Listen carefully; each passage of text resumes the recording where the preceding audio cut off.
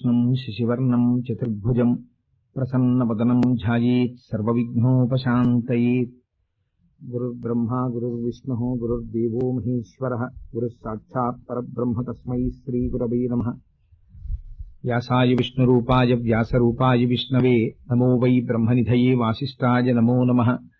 కూజంతం రామ రామీతి మధురం మధురాక్షరం ఆరుహ్య కవితాశాఖాం వందే వాల్మీకికోకిలం. శ్రుతిస్మృతిపురాణానాం ఆలయం కరుణాలయం నమామి భగవత్పాదశంకరం లోకశంకరం. వాగర్ధావివ సంపృక్తౌ వాగర్ధప్రతిపత్తయే జగతః పితరౌ వందే పార్వతీపరమేశ్వరౌ.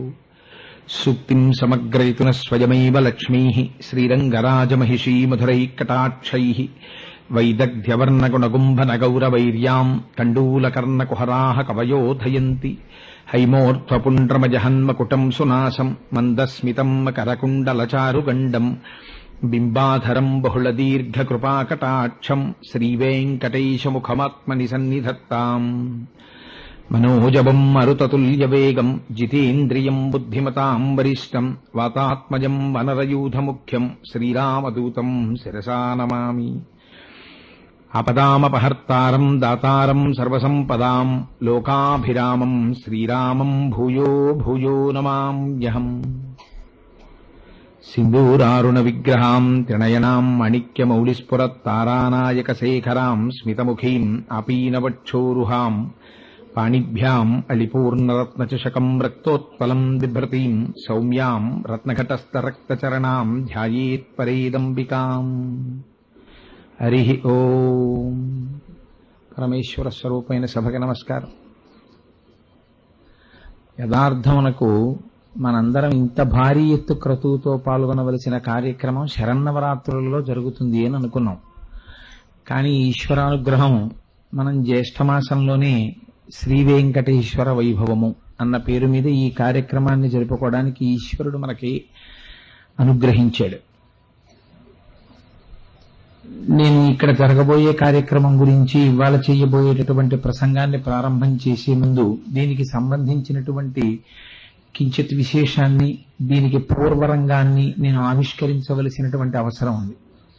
ఇక్కడ దగ్గరలో శ్రీరామ్ నగర్ లో ఒక రోజున వెంకటేశ్వర స్వామి వారి యొక్క మూర్తి ప్రతిష్ట లేదా ఆ మూర్తి యొక్క పూజలు ప్రారంభమైనటువంటి రోజున అక్కడికి వెళ్లిన సందర్భంలో యాదృచ్ఛికంగా వేదిక మించి కిందకి దిగుతున్నటువంటి సందర్భంలో ఒక ఆలోచన వచ్చింది అక్కడ ఉన్న శ్రోతల నుంచి.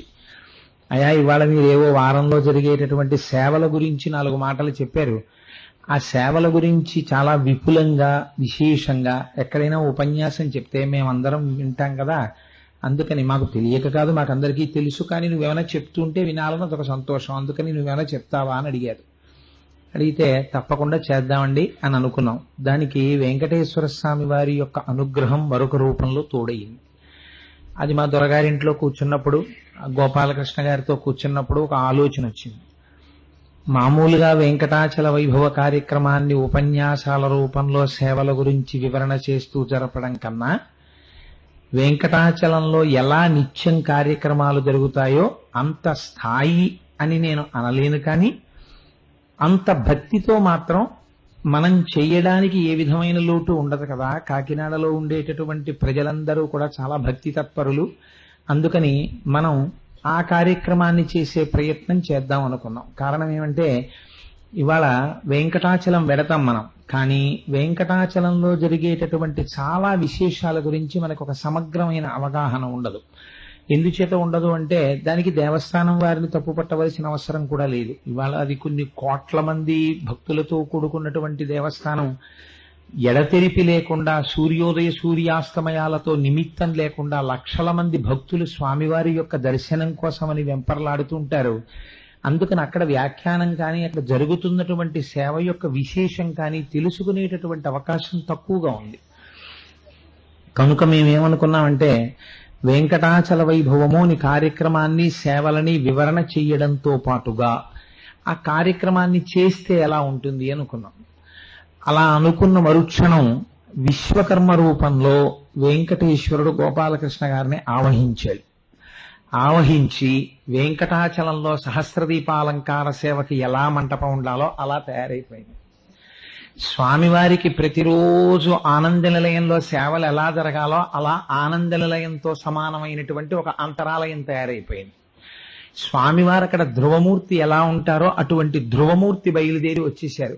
మీకు రేపటికి దానికి సంబంధించిన వాయు ప్రతిష్టా కార్యక్రమం పూర్తయి దర్శనం ఇస్తారు.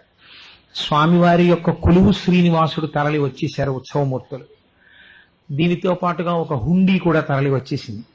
ఇలా వెంకటేశ్వర స్వామి వారి అనుగ్రహం చేత వెంకటాచలం నుంచి ఒక్కొక్కటిగా తరలి అనగా నా ఉద్దేశం అక్కడవన్నీ ఇక్కడికి తెచ్చేశారండి మీరు అనుకునేది. స్వామివారి అనుగ్రహంతో తద్రూపంగా ప్రతిబింబంలాగా ఇక్కడికి వచ్చి అన్ని నిలబడ్డాయి. కాబట్టి ఇంకా మనం సేవలు ప్రారంభం చేసుకోవడమే మన అదృష్టం. ఇందులో ఉన్నటువంటి విశేషం ఏమిటంటే, పురాణంలో ఒక మాట ఉంటుంది. ఏమిటంటే, వెంకటాద్రి సమం స్థానం బ్రహ్మాండే నాస్తికించన వెంకటేశ సమోదేవో నభూతో నభవిష్యతి.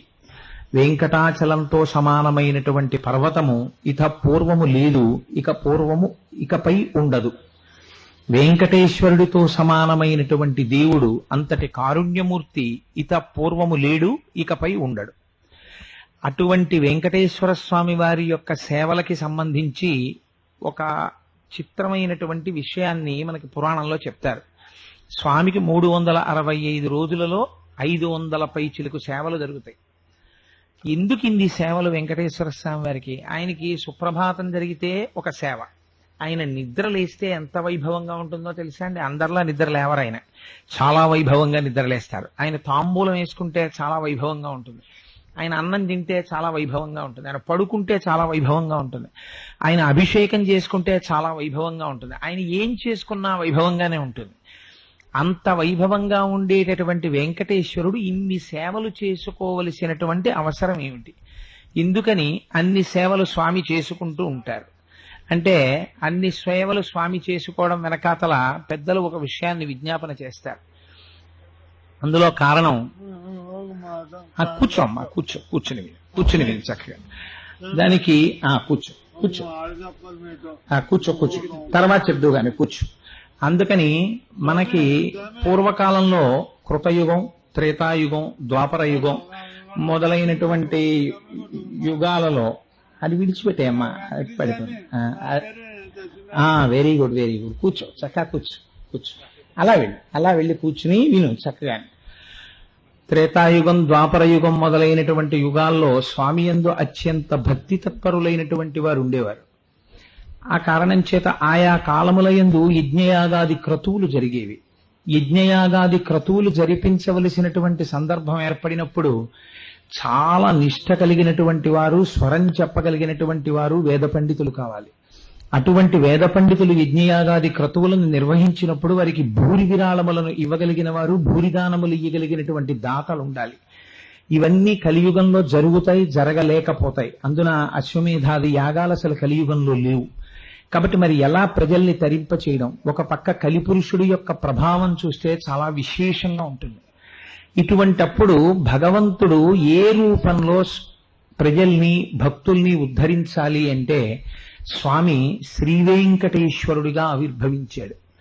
మనం యజ్ఞయాగాది క్రతువులను చేయలేం కనుక వెంకటాచలంలో ఏదో ఒక్క సేవ చేసామనుకోండి, ఒక చిన్న సేవ, అది ఎంత చిన్న సేవ అవనివ్వండి, ఆ సేవ చేసినంత మాత్రం చేత, అందుకే ఆర్జితము అంటారు దాన్ని, మీరు ద్రవ్యంతో కొనుక్కోవాలి. ఒక్కొక్క దేవాలయంలో ఒక్కొక్క పద్ధతి ఉంటుంది. మీరు నేను ఇత పూర్వం ఒకసారి ప్రస్తావన చేసి ఉన్నాను. శంకర భగవత్పాదాచార్య స్వామి వారు జన్మించడానికి కారణమైనటువంటి శైవక్షేత్రం ఉంది. అటువంటి శైవక్షేత్రాల్లో ఆవు నీతితో అభిషేకాలు ఎక్కువగా జరిగి కొన్ని సంవత్సరాల పాటు నెయ్యి అలా పేరుకు నిండిపోతుంది. అలాగే మీరు శ్రీకృష్ణ భగవానుడి యొక్క గొప్ప క్షేత్రమైన గురువాయూరు వెడితే అక్కడ నారాయణీయం చదవాలి. అక్కడికి వెళితే నారాయణీయం చదవడమే ప్రధానం. అలాగే మీరు శుచీంద్రం వెళ్ళారనుకోండి, శుచీంద్రంలో చిన్న చిన్న వెన్నముద్దలు ఇస్తారు. ఆ వెన్నముద్ద తీసి స్వామివారి మీదకి విసురుతారు. అలాగే కేరళలో ఒక రామాలయం ఉంది, అక్కడికి వెళ్ళారనుకోండి బుడగలు వదలాలి. ఒక్కొక్క దేవాలయానికి ఒక్కొక్క ప్రాశస్త్యం ఉంటుంది, ఒక్కొక్క రకమైన సేవా నిరతి ఉంటుంది. ఆ ప్రకారం చెయ్యాలి. వెంకటాచలానికి సంబంధించినంత వరకు ఎన్ని కోట్లు ఇవ్వగలిగిన వాళ్ళైనా ఉండొచ్చు, కానీ ఒక్కటి హుండీ ఉంటుంది. ఆ ఒక్క హుండీ దగ్గరికి వెళ్ళి పావలా అయినా 5 పైసలైనా 10 పైసలైనా అందులో సమర్పించినటువంటి వాళ్ళకి స్వామి ఆపాటి ద్రవ్యాన్ని తీసుకుని వాళ్ళకి విశేషమైనటువంటి ఫలితాలను ఇస్తాడు. పురుషార్థం ఏదో ఒక రకంగా ఈశ్వర సేవ చెయ్యాలి కదా, అందుకని ఆర్జితం అన్న పేరుతో స్వామికి అన్ని సేవలు జరుగుతుంటాయి వెంకటాచలంలో. ఇది ఆయన చేయించుకోవడం కాదు, ఆ రూపంలో స్వామి మనని ఉద్ధరించడానికని బయలుదేరి వచ్చాడు. వెంకటాచలంలో మీకు చాలా ఆశ్చర్యకరమైన ఘట్టం ఎక్కడ ప్రారంభం అవుతుందంటే సుప్రభాతం దగ్గరే ప్రారంభం అవుతుంది. నేను ఈ మాట ఎందుకంటున్నాను ఒక్కసారి మీరు విచారణ చేయండి. వెంకటాద్రి సమం స్థానం బ్రహ్మాండే నాస్తి కించన, వెంకటేశ సమోదేవో నభూతో నభవిష్యతి. వెంకటేశ్వరుడితో సమానమైనటువంటి దేవుడు ఇక పూర్వము లేడు. ఈ మాట పర్వాలేదు. నభవిష్యతి, ఇక ముందు రాడు. ఈ మాట అనడం చాలా సాహసం. ఈశ్వరుడి యొక్క అవతారం అటువంటిది రాదని చెప్పడానికి మీకున్న ధైర్యం ఏపాటిది? ఈశ్వరుడి యొక్క ఆవిర్భావాన్ని, ఆయన యొక్క అవతారం యొక్క వైశిష్ట్యాన్ని, దాని కారుణ్యాన్ని మీరు నిర్ధారణ చేస్తారా? అంటే ఎందువల్ల ఆయన అంత కారుణ్యమూర్తో, ఎందువల్ల ఆయన అంత సులభుడో మీరు తెలుసుకోవాలి. తెలుసుకుంటే ఏమవుతుంది అంటే స్మరణాత్ సర్వపాపఘ్నం. మీరు ఆ వెంకటాచలాన్ని మనసులో ఒక్కసారి స్మరించారనుకోండి, పాపాలన్నీ పటాపంచలైపోతాయి. స్మరణాత్ సర్వపాపఘ్నం స్థవనాత్ ఇష్టవర్షిణం. స్తవనాత్ అంటే స్తవం చేస్తే, స్తవం అంటే కీర్తన చేయడం. ఏమి క్షేత్రం అండి, ఏమి సేవలండి అని మీకు తెలిసి ఏదో 4 మాటలు దాని గురించి చెప్పుకున్నారనుకోండి, ఇష్టవర్షిణం, మీ కోర్కెలు తీరుతాయి. దర్శనాత్ మోక్షదం దేశం. మీరు ఆ స్వామిని ఒక్కసారి దర్శనం చేసుకుంటే ఆయన మోక్షం ఇస్తాడు. కాబట్టి కలవు శ్రీ వెంకటనాయక. కలియుగంలో ఆ శ్రీ వెంకటేశ్వరుడి పాదములను ఆశ్రయించి ఉంటారు జనులు. ఇక్కడ మీరు ఒక్క విషయాన్ని గమనించండి. స్మరణాత్ సర్వపాపఘ్నం. స్మరణ చేత సర్వపాపములను పోగొడతాడు. స్మరణ చెయ్యాలంటే స్మరణ దేనికి సంబంధించినటువంటి విషయము మీరు ఆలోచించండి. శరీరములో చేతులున్నాయి, అవి స్మరిస్తాయా ఈశ్వరుణ్ణి? స్మరించవు. కాళ్ళు స్మరించవు. కర్మేంద్రియములు ఏవీ స్మరించవు. కన్ను స్మరించదు, చెవి స్మరించదు, ముక్కు స్మరించలేదు, నాలుక స్మరించలేదు. ఏది స్మరిస్తుంది? మనస్సు స్మరిస్తుంది. స్మరించడం అంటే తలుచుకోవడం. తలుచుకోవడం అనేటటువంటి ప్రక్రియ ఎవరికి సంబంధించినది? కేవలము మనస్సుకి సంబంధించినది. మనస్సు ఎప్పుడు స్మరిస్తుంది? మనస్సు స్మరించాలంటే మనస్సు దాని యందు తాదాత్మ్యతని పొందాలి, లేదా ఒకసారి చూసి ఉండాలి. ఇప్పుడు మీరు ఒకసారి సుప్రభాత సేవ ఎలా ఉంటుంది మీరు చూశారనుకోండి, మీరు ఊరుకోగలరా? మీరు చూసిన తర్వాత మీరు ఇంటికి వెళతారు. ఇంటికి వెళ్ళి అదేమిటి తెల్లవారుజామున వెళ్ళిపోయావు, 10 అయింది, ఇప్పటి వరకు ఎక్కడికి వెళ్ళావు, ఏం చేస్తున్నావు అన్నారనుకోండి, మీరు ఏం చేస్తారు? స్మరణాత్, తెలియకుండానే స్మరిస్తారు. ఇవాళ ఏమైందో తెలుసా? ఇన్నాళ్ళు కౌసల్యా సుప్రజారామ పూర్వా సంధ్యా ప్రవర్తతే, ఇది మాత్రమే విన్నాం సుప్రభాతంలో. అసలు వెంకటేశ్వర సుప్రభాతానికి ఉన్న గొప్పతనం ఏమిటో తెలుసా అని మీరు అనుసంధానం చేయడం ప్రారంభం చేస్తారు. మీకు తెలుసున్న భాషలో మీ పక్క వారితో దీని గురించి మాట్లాడతారు. ఓ 3 నెలలు అయిపోతుందో పెళ్లి కడతారు. అక్కడ మా కాకినాడలో వెంకటాచల వైభవం జరిగింది అని మళ్ళీ అక్కడ చెప్తారు. ఆ తరువాత వెంకటాచలం కొండ మీద కడతారు. పూర్వం ఏదో తెల్లవారుజామున అర్చనానంతర దర్శనం టికెట్ ఉంటే 4:30కో లేచేవాడు. ఇప్పుడు 2 గంటలకి లేచి కాకినాడలో జరిగినటువంటి సుప్రభాత సేవలాగే ఇక్కడ ఉంటుందన్నారు కదా, చూద్దామని మీరు ఆ కొండ మీదకి వెళ్ళి నిలబడి ఎలా జరుగుతుందో టికెట్ లేకపోయినా రాజద్వారం దగ్గర నిలబడి చూస్తారు. ఇప్పుడు ఏమైంది? దర్శనాత్ చాలా భాగాన్ని మీరు చూసేస్తున్నారు సుప్రభాత దర్శనంలో. ఇవన్నీ ఎక్కడి నుంచి వస్తాయి? మీరు ఒకసారి చూడగలిగితే వస్తాయి. మీరు చూడాలంటే వెంకటాచలం కొండ మీద కూర్చుని ఇన్ని సేవలు చూడడం ఎలా కుదురుతుంది? కాబట్టి వెంకటేశ్వర స్వామి వారు కాకినాడ పట్టణ ప్రజల మీద అనుగ్రహించారు. వారు ఏమన్నారంటే, రే మీరందరూ కలిసి వచ్చి వెంకటాచలంలో సేవలన్నీ చూడడం కుదురుతుందో కుదరదో కదా, ఒక పని చేస్తాను, నేనే వచ్చేస్తాను కాకినాడ. వచ్చేసి నేనే మీ దగ్గర 7 రోజులు సేవలు అందుకుంటాను. ఓ తెలిసి తెలియని వాడు ఉన్నాడు కోటేశ్వరరావు, వాడికి సాహసం ఎక్కువ, ధైర్యంగా మాట్లాడగలడు, భయం లేదు. అందుకని వాడికి ఆ లక్షణం ఒకటి ఉంది కాబట్టి వాడిని అడ్డు పెడతాను, వాడితో చెప్పిస్తాను. చెప్పించి 7 రోజులు సేవలు చేయిస్తాను. మీరు చెయ్యవలసింది ఏమిటి? వచ్చి కూర్చుని చూడడమే. ఇప్పుడు రేపు జరగబోయేటటువంటి సేవని ఇవాళ వివరణ చేస్తాం. ఎందుకు అలా చేయడం? రేపే చెయ్యొచ్చు కదండి అని మీరు నన్ను అడగచ్చు. రేపే ఎందుకు చెయ్యట్లేదో తెలుసా అండి? ఇవాళ చేస్తే మీరు రేపు పొద్దుటి వరకు దాన్ని గుర్తుపెట్టుకోవాలి. మొదటి విషయం గుర్తు పెట్టుకుని రేపు వచ్చి ఇక్కడ నిలబడతారు. నిలబడిన తర్వాత నేనేం చెప్పానో అది రేపు ఇక్కడ జరుగుతూ ఉంటుంది. జరుగుతున్నప్పుడు నిన్న చెప్పాడు కదా, అదిగో అది జరుగుతోంది అని మీరు ఆ భావుకతతో, ఆ తాదాత్మ్యతతో దర్శనం చేస్తారు. మనస్సు నిన్నదు చెప్పినటువంటి విషయాన్ని స్మరించి దర్శనం చేస్తూ ఉంటుంది. ఆ దర్శనము చేత పునీతులవుతారు. లేక రేపు సుప్రభాతం అవి అయిపోయిన తర్వాత రేపు సాయంకాలం నేను ఇవాళ పొద్దున్న జరిగినవి అని చెప్పాను అనుకోండి, అయ్యో మాకు తెలియలేదండి ఈ విషయాలన్నీ, నిన్న చెప్పపోయారా, ఇవాళ మేము చూద్దాం అనుకుంటాం. అందుకని ఇవాళ ఉపన్యాసం చెప్పి రేపు సేవలు జరిగేటట్టు అలా ప్రతిరోజు అలా జరుగుతూ ఉంటాయి. ఇప్పుడు మీరు ఒక్కసారి ఆ వెంకటాచల వైభవాన్ని, ఆ శ్లోకాన్ని, ఉపన్యాసాన్ని, జరిగే క్రతువుని సమన్వయం చేద్దాం. ఒకసారి మీరు ప్రవచనాంతర్గతంగా అన్నీ జరిగిపోతాయి. చూడండి, ఆ గోపాలకృష్ణ గారు జరగబోయే కార్యక్రమాన్ని కూడా నువ్వు అందులోకే సమన్వయం చేయి అన్నారు కాబట్టి అలా సమన్వయం చేసేస్తాను. స్వామికి సుప్రభాతము అని మనం ఒక సేవ చేస్తాం. సుప్రభాతము అనబడేటటువంటి సేవ యథార్థమునకు నేను మొన్ననే ఈ విషయాన్ని భిలాయిలో ఒక చోట ప్రస్తావన చేశాను. సుప్రభాత సేవ అనబడేటటువంటి అజ్ఞానంతో కూడిన సేవ ప్రపంచంలో ఇంకోటి ఉండదు. అదేమిటండి అంత మాట అన్నారు? రేపు పొద్దున్న సుప్రభాతం ఉందంటున్నారు, సుప్రభాతం అంత అజ్ఞానంతో కూడిన సేవ ఇంకోటి లేదంటున్నారు. ఈ రెండు ఎలా కుదురుతాయి అంటే, ఈశ్వరుడికి సుప్రభాతం ఏమిటండి? సుప్రభాతం అంటే లే లే లే అని చెప్పడం. అంటే ఆయన కూడా మీలో నిద్రపోయాడా? ఆయన నిద్రపోతే ఈ లోకాన్ని చూసిన వాడెవరు? ఉన్మేష నిమిషోత్పన్న విపన్న భువనావళి. ఆయన ఆ అమ్మ కనురెప్ప కిందకి వాలితే లోకాలన్నీ లయమైపోతున్నాయి కదా, మరి ఆయన నిద్రపోవడం ఏమిటి? కాబట్టి ఆ కోణంలో సుప్రభాతమంత అజ్ఞానం ఇంకోటి లేదు. ఇప్పుడు నేను ఇంకో మాట అంటున్నాను, సుప్రభాతమంత గొప్ప సేవ ఇంకోటి లేదు. అదేమిటి? ఇప్పుడే కదా అలా అన్నావు. ఇప్పుడు చూడండి, మీరు ఎలా నిద్రపోతున్నారో అలా స్వామి కూడా నిద్రపోవాలని మీరు కోరుకున్నారు. ఇది భక్తి. ఈ భక్తితో మీరు ఆయనకి ఏకాంత సేవ చేశారు. స్వామి పడుకో అన్నారు.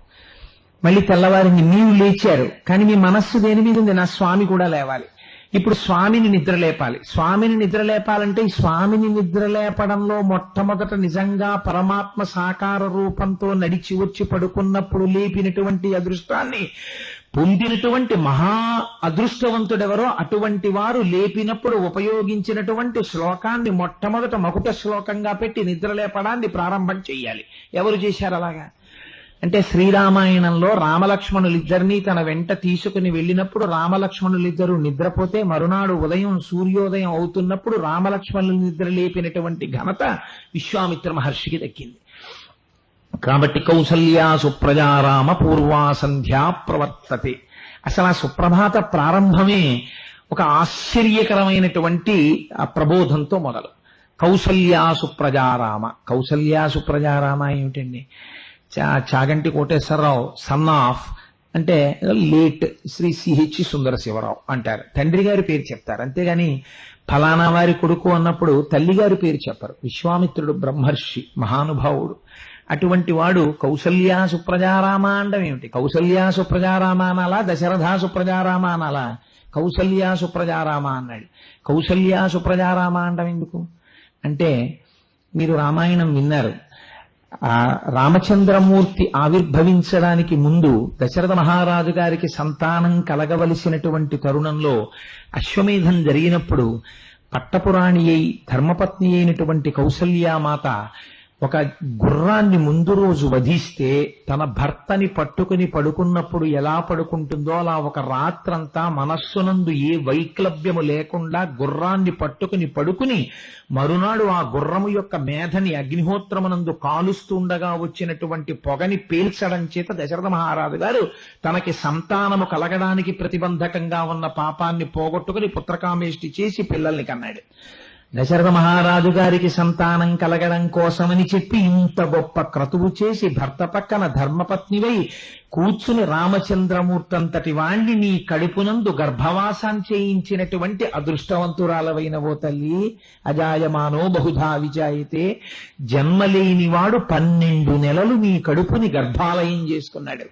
వికారములు లేనివాడు వికారములు పొందాడు, ఎదుగుదల లేనివాడు ఎదిగాడు, పుట్టడం లేనివాడు పుట్టాడు, తాగడం తెలియనివాడు అమ్మ పాలు తాగాడు, అమ్మా అని ఎవరినీ పిలవనవసరం లేనివాడు నిన్ను పిలిచాడు, నడువడి నేర్పడానికి నీకు నడువడి చెప్పాడు. ఎంత అదృష్టవంతురాలివమ్మా కౌసల్య. అందుకని కౌసల్య సుప్రజారామ, ఆ కౌసల్య అదృష్టానికి పొంగిపోతున్నాడు. లోకంలో ఒక నానుడు ఉంటుంది, మామూలుగా ఆఫీసులో చెప్పవలసి వస్తే సన్ ఆఫ్. ఒక పిల్లడి వైభవాన్ని మనం చూసామనుకోండి, ఒక మహాత్ముణ్ణి చూసామనుకోండి, ముందేమంటామంటే ఎంత అదృష్టవంతుడండి, ఏ మహానుభావుడు కొడుకో అనరు. ఏ తల్లి బిడ్డడో, నిజంగా ఎన్ని పూజలు చేసిందో, ఏ తల్లి కన్న బిడ్డడో అంటారు. ఒక పిల్లవాడి యొక్క వైభవాన్ని చూడగానే తల్లిని స్మరిస్తాం. అంతగానూ స్మరించాడు విశ్వామిత్రుడు. కౌసల్యా సుప్రజారామ పూర్వా సంధ్యా ప్రవర్తతే ఉత్తిష్టనర శార్దూల కర్తవ్యం దైవమాహ్నికం. నాయన లేచి సంధ్యావందనాది కార్యక్రమములను ఆచరించాలి, అందుకని లే అని నిద్ర లేపాడు. అలా మనం కూడా స్వామిని నిద్ర లేపుతాం. నిద్ర లేపుతుంటే నిద్ర లేవడానికి స్వామికి గుర్తులేమిటి? నిజంగా తెల్లవారిపోతోంది అనడానికి ఏమిటి ఆధారం అంటే మనం ఏవో చెప్పుకొస్తాం రేపు. ఆకాశ సింధు కమలాని మనోహరాణి ఆదాయ పాదయుగమర్చయితుం ప్రసన్నాహ. స్వామి అదిగో ఆకాశం ఎర్రబడిపోతోంది, సూర్యోదయం అయిపోతోంది. పంచాననబ్జభవ షణ్ముఖవాసవాద్యాః త్రైవిక్రమాది చరితం దిభుజాస్తు వంతి. అదిగో షణ్ముఖుడు, చతుర్ముఖ బ్రహ్మగారు, దేవతలు అందరూ వచ్చి నీ దర్శనం కోసం నిలబడిపోయి ఉండిపోయారు. స్వర్గాపవర్గ నిరపేక్ష నిజాంతరంగాః. అదిగో ఆ గోపురం చూసి మేము వెళ్ళం, ఇక్కడే ఉంటామని దేవతలు అంటున్నారు. కాబట్టి స్వామి నిద్రలే నిద్రలే అంటాం. సుప్రభాతం అన్ని దేవాలయాల్లోనూ జరుగుతుంది, కానీ వెంకటాచలంలో జరిగేటటువంటి సుప్రభాతంలో మాత్రం ఒక ఆశ్చర్యకరమైనటువంటి విశేషం ఉంది. అది సుప్రభాతంలో ఉంటుంది, ఏకాంత సేవలో ఉంటుంది, రెండిటిలోనూ ఉంటుంది. ఏమిటో తెలుసా అండి? వెంకటేశ సమోదేవో న భూతో న భవిష్యతి అనడానికి కారణం, వెంకటేశ్వర స్వామి వారు అవతారాన్ని ప్రజల్ని ఉద్ధరించడం కోసమని స్వీకరించి వెంకటాద్రి కొండ మీద ఒక పుట్టలో ఉన్నటువంటి స్థితిలో మొట్టమొదట చతుర్ముఖ బ్రహ్మగారు కదిలేరు. స్వామిని అన్వేషిస్తూ స్వామికి సేవ చేసుకోవాలని మొట్టమొదట బయలుదేరిన వాడు బ్రహ్మగారు. బ్రహ్మాధేను శివో వత్స గోపాలీ కమలాలయ. పరమశివుడు ఆవుదూడయ్యాడు, అమ్మ లక్ష్మీదేవి గోపకాంతయింది. ఈ ముగ్గురు బయలుదేరి చోళరాజు గారి దగ్గరికి వచ్చారు. ఈ ఆవుని దూడని చోళరాజు గారికి అమ్మారు. ఆవు చాలా బాగుంది, దీని పాలు జాగ్రత్తగా ఉండేటట్టుగా చూడు, జాగ్రత్తగా కాపుకాయని గోపాల బాలుడికి అప్పచెప్పారు. ఈ ఆవు కొన్నాళ్లు బానే పాలిచ్చింది, కొన్నాళ్లు పోయిన తర్వాత పాలివ్వడం తగ్గించేసింది. ఎందుకు తగ్గించేసిందని రాణిగారు రాజుగారికి చెప్పింది. రాజుగారు గోపాలుణ్ణి పిలిచారు. పిలిచి, నీవు అప్రమత్తతతో ఆవుని కాపాడలేకపోతున్న కారణం చేత ఆవు పాలు ఎక్కడో వదిలిపెట్టేస్తోంది, ఎవరో పితికేస్తున్నారు. రేపు ఆవు సరిగ్గా పాలివ్వకపోతే నీకు శిరచ్ఛేదనం చేస్తానన్నాడు. అంటే ఆయన భయపడి కంటికి రెప్పలా ఆవుని కాపాడుతున్నాడు. చతుర్ముఖ బ్రహ్మగారు ఉన్నారు ఆవు రూపంలో. ఆ ఆవు అరణ్యానికి మేపడానికి తీసుకెడితే అలా వెళ్ళినట్టుగా వెళ్ళి ఒక వాల్మీకము అంటే పుట్టలో కూర్చున్నటువంటి వెంకటేశ్వర స్వామి వారిని దర్శనం చేసుకుని సమాసిజ్ఞచ్చ వాల్మీకం తుతోష మనసావిధి ఎంతో సంతోషపడిపోయాడు. సంతోషపడిపోయి సమంతాత్ క్షీరధారయ, ఆ పొదుగు ఆ పుట్ట మీదకు వచ్చేటట్టుగా నిలబడి పాలధారలు వర్షించాడు. వర్షిస్తుంటే గోపాలుడికి కోపం వచ్చింది. ఆశయావా, నిన్నింత కష్టపడి కాపాడుతుంటే పుట్టలోకి వదిలిపెడుతున్నావా పాలు, చూడు నిన్నేం చేస్తానోనని ఆగ్రహావేశం. ఎందుకంత కోపం వచ్చింది? ఆ ఆవు పాలు ఇవ్వకపోతే తన కుప్పుకు కత్తిరిస్తానన్నాడు రాజు. ఈ కోపంతో చేతిలో ఉన్న గొడ్డల్ని తీసి ఆ ఆవు మీదకి విసిరాడు. ఆ గొడ్డలి వచ్చేస్తోంది. వచ్చి ఆవుకి తగిలితే ఆవు మరణిస్తుంది. ఒకటి బాహ్యమునందు గోశరీరంతో ఉంది కాబట్టి గో మరణం, రెండు గోవు రూపంలో ఉన్నవాడు చతుర్ముఖ బ్రహ్మగారు. బ్రహ్మగారికి తగులుతోంది. బ్రహ్మగారెవరు? ఆయన నాభికమలం నుంచి ఆవిర్భవించినటువంటి శ్రీమన్నారాయణుడి బిడ్డడు. కాబట్టి ఇప్పుడు లోకానికి మొదటి పాఠం చెప్పాలి. అన్నిటికన్నా రక్షింపబడవలసినది ఇది, ఆవుల్ని రక్షించాలి. కాబట్టి ఆవుల్ని రక్షించాలి కనుక వెంటనే అప్పటి వరకు పుట్టలో ఉన్నటువంటి వెంకటేశ్వర స్వామి వారు గభాలన పైకి లేచారు, ఆవుకి దెబ్బ తగలకుండా. ఆ గొడ్డలి వచ్చి వెంకటేశ్వర స్వామి వారి తలకి తగిలింది. కుఠారాణే తితీక్ష్ణేన తాడితో వెంకటేశ్వర సప్తతాళ ప్రమాణేన అని 7 తాడి చెట్లంతెత్తు రక్తస్ఫూర్తి రభూస్తథా, పెద్ద రక్తధార చిమ్మింది ఆయన తలలోంచి. అంత రక్తాన్ని చూసేటప్పటికే ఆ గోపాలుడు అక్కడే పడి శరీరాన్ని వదిలిపెట్టాడు. ఈ ఆవు అంబారావం చేస్తూ వెళ్లి చోళరాజును తీసుకొచ్చింది. ఆ చోళరాజు ఏమిటి ఆవిలా అరుస్తోందని ఆవుతో వచ్చాడు. అక్కడ నెత్తుటి ఏరు, పడిపోయిన గోపాలుడు ఇవన్నీ చూసి ఆయన తెల్లపోయాడు. తెల్లపోతే అప్పుడు శ్రీనివాసుడు ఆ పుట్టలోంచి పైకొచ్చి శపించాడు. ఏమయ్యా, నీ దగ్గర పనిచేసేటటువంటి వాళ్ళు చేసిన తప్పు ఎంత తప్పో తప్పుకు తగిన శిక్ష వెయ్యాలి. నువ్వో ఆవు పాలివ్వకపోతే ఏకంగా కుత్తుకు కత్తిరించేస్తాన్నావు. ఆ కోపంతో వాడు గొడ్డలి విసిరాడు. ఆ గొడ్డలి ఆవుకు తగలపోయింది. ఆవుని రక్షించడానికి నేను పైకి లేచాను, ఆ గొడ్డలి నాకు తగిలింది, నా నెత్తురు ఇంత పారింది. దీనికంతటికీ నువ్వే కారణం కనుక పిశాచోభవ దుర్బుద్ధే మద్దుఃఖాదానకర్మణ, నీవు పిశాచమగుదువుగాక అని శపించారు. అప్పుడు పాపం ఆ సువీరుడనబడేటటువంటి రాజు ఆయన కాళ్ల మీద పడి ప్రార్థన చేశాడు. అయ్యో, నా తప్పే ఉంది మహాప్రభో, నన్ను మన్నించండి అని. సరే, నువ్వు మళ్లీ వెళ్లి స్వామి పుష్కరిణిలో స్నానం చేసిన తరువాత నీ పిశాచ రూపం పోతుంది. పోయి నాకు పిల్లనిచ్చేవాడిగా ఆకాశరాజుగా నువ్వు ఉత్తరోత్తర జన్మిస్తావని వరం ఇచ్చారు. ఆ కారణం చేత ఆయన పిశాచ రూపాన్ని వదిలిపెట్టాడు. ఈ గోపాలుడు ఎవరైతే పడిపోయాడో ఆ గోపాలుడికి స్వామి ఒక గొప్ప వరం ఇచ్చారు. ఈనాటి నుంచి నేను ఏడుకొండలవాడన్న పేరుతో, వెంకటేశ్వరుడన్న పేరుతో, వెంకన్న అన్న పేరుతో, గోవిందా అన్న పేరుతో జనానికి పలుకుతాను. కానీ సాధారణంగా ఎక్కడైనా ఏ దేవాలయంలోనైనా భగవంతుని యొక్క మొట్టమొదటి దర్శనం ఆయన వాహనందే. శివదర్శనం చేయవలసి వచ్చిందనుకోండి, ముందు దర్శనం నందీశ్వరుడిది. విష్ణు దర్శనం చేయవలసి వచ్చిందనుకోండి, గరుడుడిది మొదటి దర్శనం. కానీ ఒక్క వెంకటాచలంలో మాత్రం మొట్టమొదటి దర్శనం ఎవ్వరికీ ఇవ్వరు. సన్నిధి గొల్ల అని ఆనాడు పడిపోయినటువంటి గొల్ల జాతికి చెందినటువంటి వారి వంశంలో వారు ఒకరు వచ్చి సన్నిధి గొల్ల అన్న పేరుతో వారు మొదటి దర్శనం చేస్తారు. అది స్మరించడం, దాన్ని ఒక్కసారి చూడడం, ఒక్కసారి అలా మనం చూసినట్టయితే స్మరణాత్ సర్వపాపఘ్నం, మన పాపాలన్నీ పోగొడుతుంది. అందుకే రేపటి రోజు జరిగే సుప్రభాతం మామూలుగా జరగదు ఇక్కడ. రేపు మీరు 4:45 ఖచ్చితంగా ఇక్కడ ఉండగలిగితే సెకండ్స్ తో జరుగుతాయి కార్యక్రమాలు. 4:45 వెంకటాచలంలో ఎలా బయలుదేరతారో ఇక్కడ కూడా ఒక గొల్లవారు బయలుదేరతారు. ఆయన చేతిలో ఒక కాగడా పట్టుకుని ప్రధాన అర్చక స్వామిని నిద్ర లేపడానికి వెడతారు. నిద్ర లేపడం అంటే అప్పటికి వారు నిద్ర లేచి ఒక్క వైఖానసులకు మాత్రమే వెంకటేశ్వర స్వామి వారికి అర్చన చేసే అధికారాన్ని శ్రీ వెంకటేశ్వరుడు ఆ రోజుల్లో అధికారం ఇచ్చాడు విఘనస మహర్షి యొక్క సంతానానికి, అనుసరించిన వారికి. అందుకని అంటే నా ఉద్దేశం వెంకటాచలాది క్షేత్రములలో. అందుచేత ఇక్కడ కూడా మనకి పక్కనే ఉన్నటువంటి రామాలయంలో ఉన్న అర్చక స్వామి ఈ 7 రోజుల కార్యక్రమానికి మనకి ప్రధాన అర్చకులు. రేపటి రోజున సన్నిధి గొల్ల కాగడా పట్టుకుని 4:45 మేళతాళాలతో వారింటికి వెడతారు. వారింటికి వెళ్ళగానే వారప్పటికి స్నానం చేసి సంధ్యావందనాది కార్యక్రమాలు పూర్తి చేసుకుని సిద్ధంగా ఉంటారు. మీరు అక్కడ నుంచి చూడొచ్చు. స్వామి ఆ సన్నిధి గొల్ల కొంతమంది కార్యకర్తలు టీటీడీ దేవస్థానం తాలూకా ఆఫీసర్స్ గా వ్యవహరిస్తారు. వారు ఆ అర్చక స్వామిని తీసుకుని వచ్చేటప్పుడు కాగడా పట్టుకుని ఆయన వస్తూ కేకలు వేస్తారు.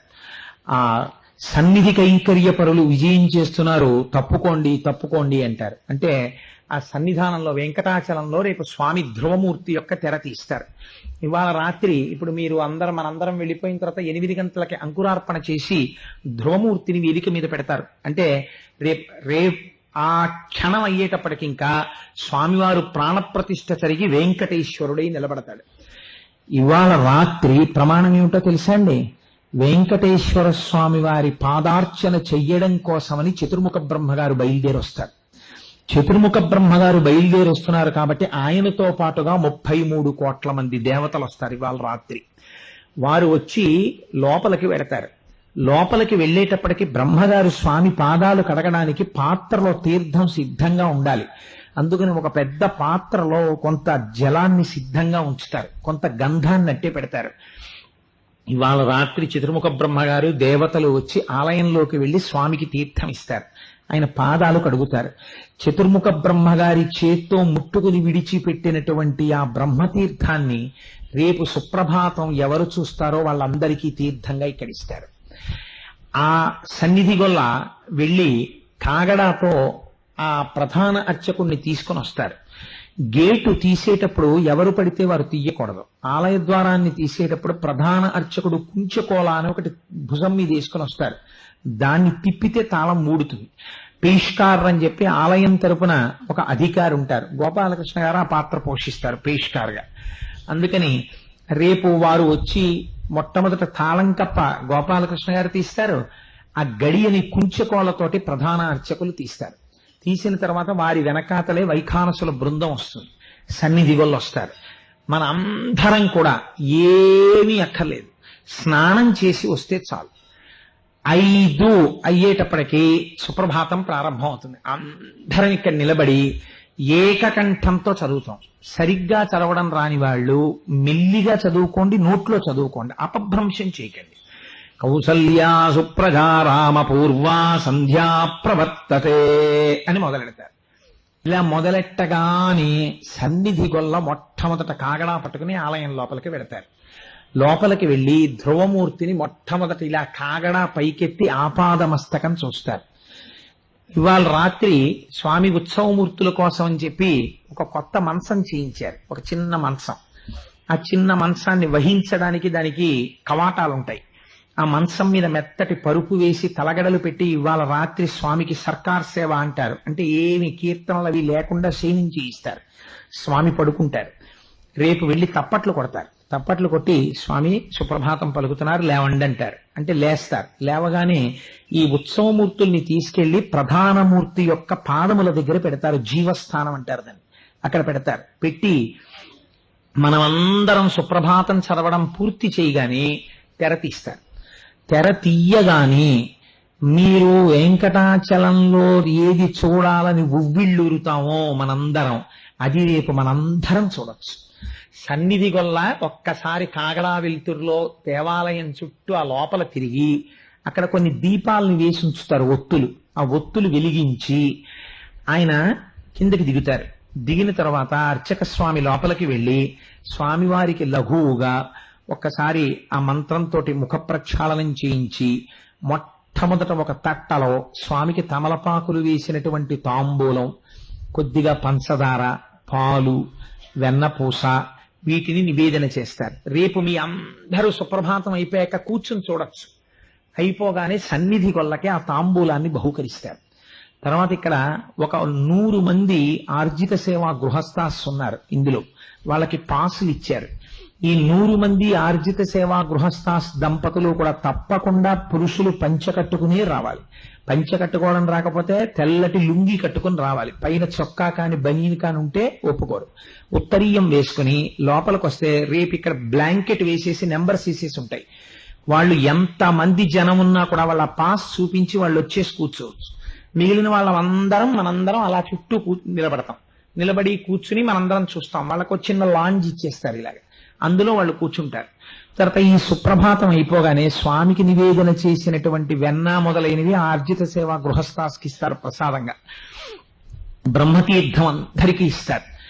తర్వాత స్వామివారికి చక్కగా లఘువుగా అభిషేకం జరుగుతుంది. అంటే ప్రధానమూర్తికి శుక్రవారం నాడే జరుగుతుంది అభిషేకం. అసలు శుక్రవారం నాడు జరిగేటటువంటి కార్యక్రమం మకుటాయమానం. రేపు ఉత్సవమూర్తులకి లఘువుగా అభిషేకం జరుగుతుంది, అంటే స్నానం చేయించినట్టు. అయిపోయిన తర్వాత స్వామికి వస్త్రాలంకారం చేయించి వెంకటాచలంలో లాగే ఉత్సవమూర్తుల్ని పక్కన పెట్టి స్వామికి తోమాల చేస్తారు. ఈలోగా ఒక ఆశ్చర్యకరమైన సందర్భం ఉంటుంది. అది వెంకటాచలంలో అయితే మనం ఎవరం చూడ్డానికి కుదరదు. స్వామిని దర్బార్ చేయడానికి ముందుకొస్తారు. అంటే ఒక మంచి పీఠం వేస్తారు, 2 సింహాసనాలు తయారు చేయించారు. ఆ సింహాసనంలోకి వచ్చి స్వామి ఉభయనాంచారులతో కూర్చుంటారు. కూర్చున్న తర్వాత గొడుగు పడతారు స్వామికి. గొడుగు పట్టిన తర్వాత మొట్టమొదట ఇక్కడ ఉన్నటువంటి వైఖానస బృందంలోంచి ఒకరు వెడతారు. వెళ్లి స్వామి దగ్గర చేతులు కట్టుకుని వంగి ఆయన పాదాలకి నమస్కారం చేసి శ్రీనివాసుడై లోక పరిపాలకుడై కూర్చుని ఉంటాడు. ఆయనకి పంచాంగం చెప్తారు. స్వామి, ఇది వ్యయనామ సంవత్సరం, జ్యేష్ఠమాసం, కృష్ణపక్షం, పాడ్యమి అని పంచాంగం చెప్తారు. చెప్పగానే స్వామివారు పొద్దున్నే తన దగ్గరికి వచ్చి పంచాంగం చెప్పినటువంటి బ్రాహ్మణుడికి 13 డబ్బాల బియ్యాన్ని బహూకరిస్తారు. ఇది వండుకోమని 13 డబ్బాల బియ్యాన్ని దానం పుచ్చుకొని ఆయన కిందికి దిగుతూ వెంకటాచలపతికి ఆశీర్వచనం చేస్తారు. నిత్యైశ్వర్యోభవ, నీవు నిత్యైశ్వర్యవంతుడవగుదువుగాక అని. ఆ కొలువులో రేపు అది మీరు చూడొచ్చు ఇక్కడ. ఇది అవగానే ఆలయ పేష్కారు వారు అనగా మన గోపాలకృష్ణ గారు వారు లోపలికి ఆ స్వామి దగ్గరికి వెళ్ళి ఆ చొక్కా బనీను తీసేసి నడుముకి ఉత్తరీయం కట్టుకుని చేతులు కట్టుకుని స్వామివారికి విజ్ఞాపన చేస్తారు. స్వామి, నిన్నటి రోజున మీకు హుండీలో ఇంత ఆదాయం వచ్చింది. ఎందుకు చెప్తారో తెలుసా అండి? ఆ హుండీలో 5 పైసలు వేసినా సరే అది మర్నాడు ఎవరు వేశారో స్వామి తెలుసుకుని ఫలితాలు ఇస్తారు. అందుకే అలాగే అందరూ అనుగ్రహింపబడాలనే ఆ హుండీని ఇక్కడ పెట్టారు. ఇప్పుడు ఈ సభ అయిపోయిన తర్వాత ఇవాళ ఇక్కడ సభలో ఉన్న వాళ్ళల్లో ఎవరో ఇద్దరిని ఎంచుకుంటారు. ఎంచుకుని ఇద్దరిని ఉండమని చెప్తారు. ఉండమని అందరూ వెళ్ళిపోయిన తర్వాత హుండీ తీసి లోపల కౌంట్ చేస్తారు. ఎవరో పబ్లిక్ లో ఇద్దరి సమక్షంలో ఆ హుండీ లెక్క పెడతారు. ఎందుకంటే ఎంత వచ్చింది అన్నది తెలియాలి కాబట్టి. అది రేపు పొద్దున్న గోపాలకృష్ణ గారు అక్కడ చెప్తారు. స్వామి, ఫలానా ఇద్దరి సమక్షంలో నిన్న హుండీ లెక్క పెట్టాం. లెక్క పెట్టినప్పుడు నీకు నిన్నటి రోజున ఇంత డబ్బు వచ్చింది, అలాగే ఆర్చిత సేవా టికెట్ల మీద నీకు ఇంత డబ్బు వచ్చింది అని చెప్తారు. చెప్పి పేష్కారు వారు కూడా కిందకి దిగిపోతారు. దిగిపోయిన తర్వాత స్వామికి తోమాల జరుగుతుంది. తోమాల అంటే తోల్ అంటే తమిళంలో భుజాలు. స్వామివారికి భుజాల మించి ఇలా కిరీటం మించి భుజాల మించి మాలలు వేలాడతాయి. రేపటి నుంచి ఇక్కడ స్వామివారికి ఎంతంత పొడుగు ఎంతంత మాలలు తయారు కావాలో అన్నన్ని మాలలు ఆయా సమయానికి కట్టేసి సిద్ధం చేసేస్తారు. ఆ బుట్ట పట్టుకుని దాని మేళతాళాలతో ధ్వజస్తంభానికి ప్రదక్షిణ పురస్సరంగా తీసుకొస్తారు.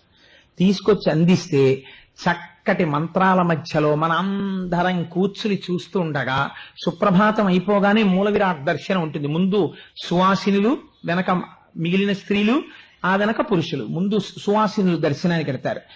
అందరం దర్శనం చేసుకుని మళ్లీ కూర్చోగానే అభిషేకం, తోమాల జరుగుతాయి. తోమాలు అయిపోగానే స్వామికి అర్చన జరుగుతుంది. తులసి దళాలతో స్వామి పాదాలకి వెంకటాచలంలో ఎలా జరుగుతుందో అలా నామాలు చెప్తూ అర్చన చేస్తారు. అర్చన అయిపోయిన తర్వాత ఒక్కొక్క రోజు ఒక్కొక్క విశేష పూజ ఉంటుంది. స్వామివారికి రేపటి రోజున సోమవారం కాబట్టి విశేష పూజ జరుగుతుంది. విశేష పూజ ఉత్సవమూర్తులకి చేస్తారు, మూల విరాట్కి చేయరు. అందుకని ఉత్సవమూర్తుల్ని ముందుకు తీసుకొచ్చి రేపు చూద్దురుగాని ఎంత వైభవోపేతంగా ఉంటుందో ఆ విశేష పూజ. చక్కగా అభిషేకం చేసి గంధపు ముద్దలు పెట్టి పసుపు ముద్దలు పెట్టి అలంకారం చేసి వస్త్రం కట్టి అందరికీ దర్శనమిస్తారు.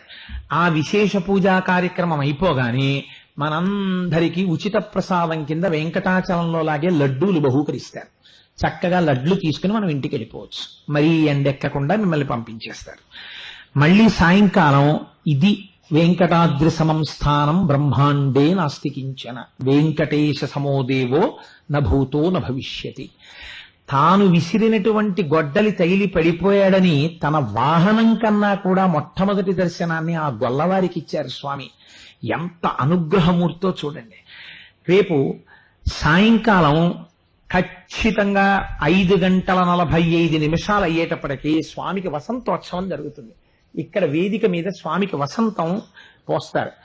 వసంతోత్సవం జరిగినప్పుడు వెంకటేశ్వర స్వామి వారు అన్ని సేవలలోకి ఎప్పుడు చాలా ప్రసన్నుడై ఉంటాడంటే ఆ వసంతోత్సవం జరిగినప్పుడు చాలా ప్రసన్నుడై ఉంటాడు అని శాస్త్రవాక్యం.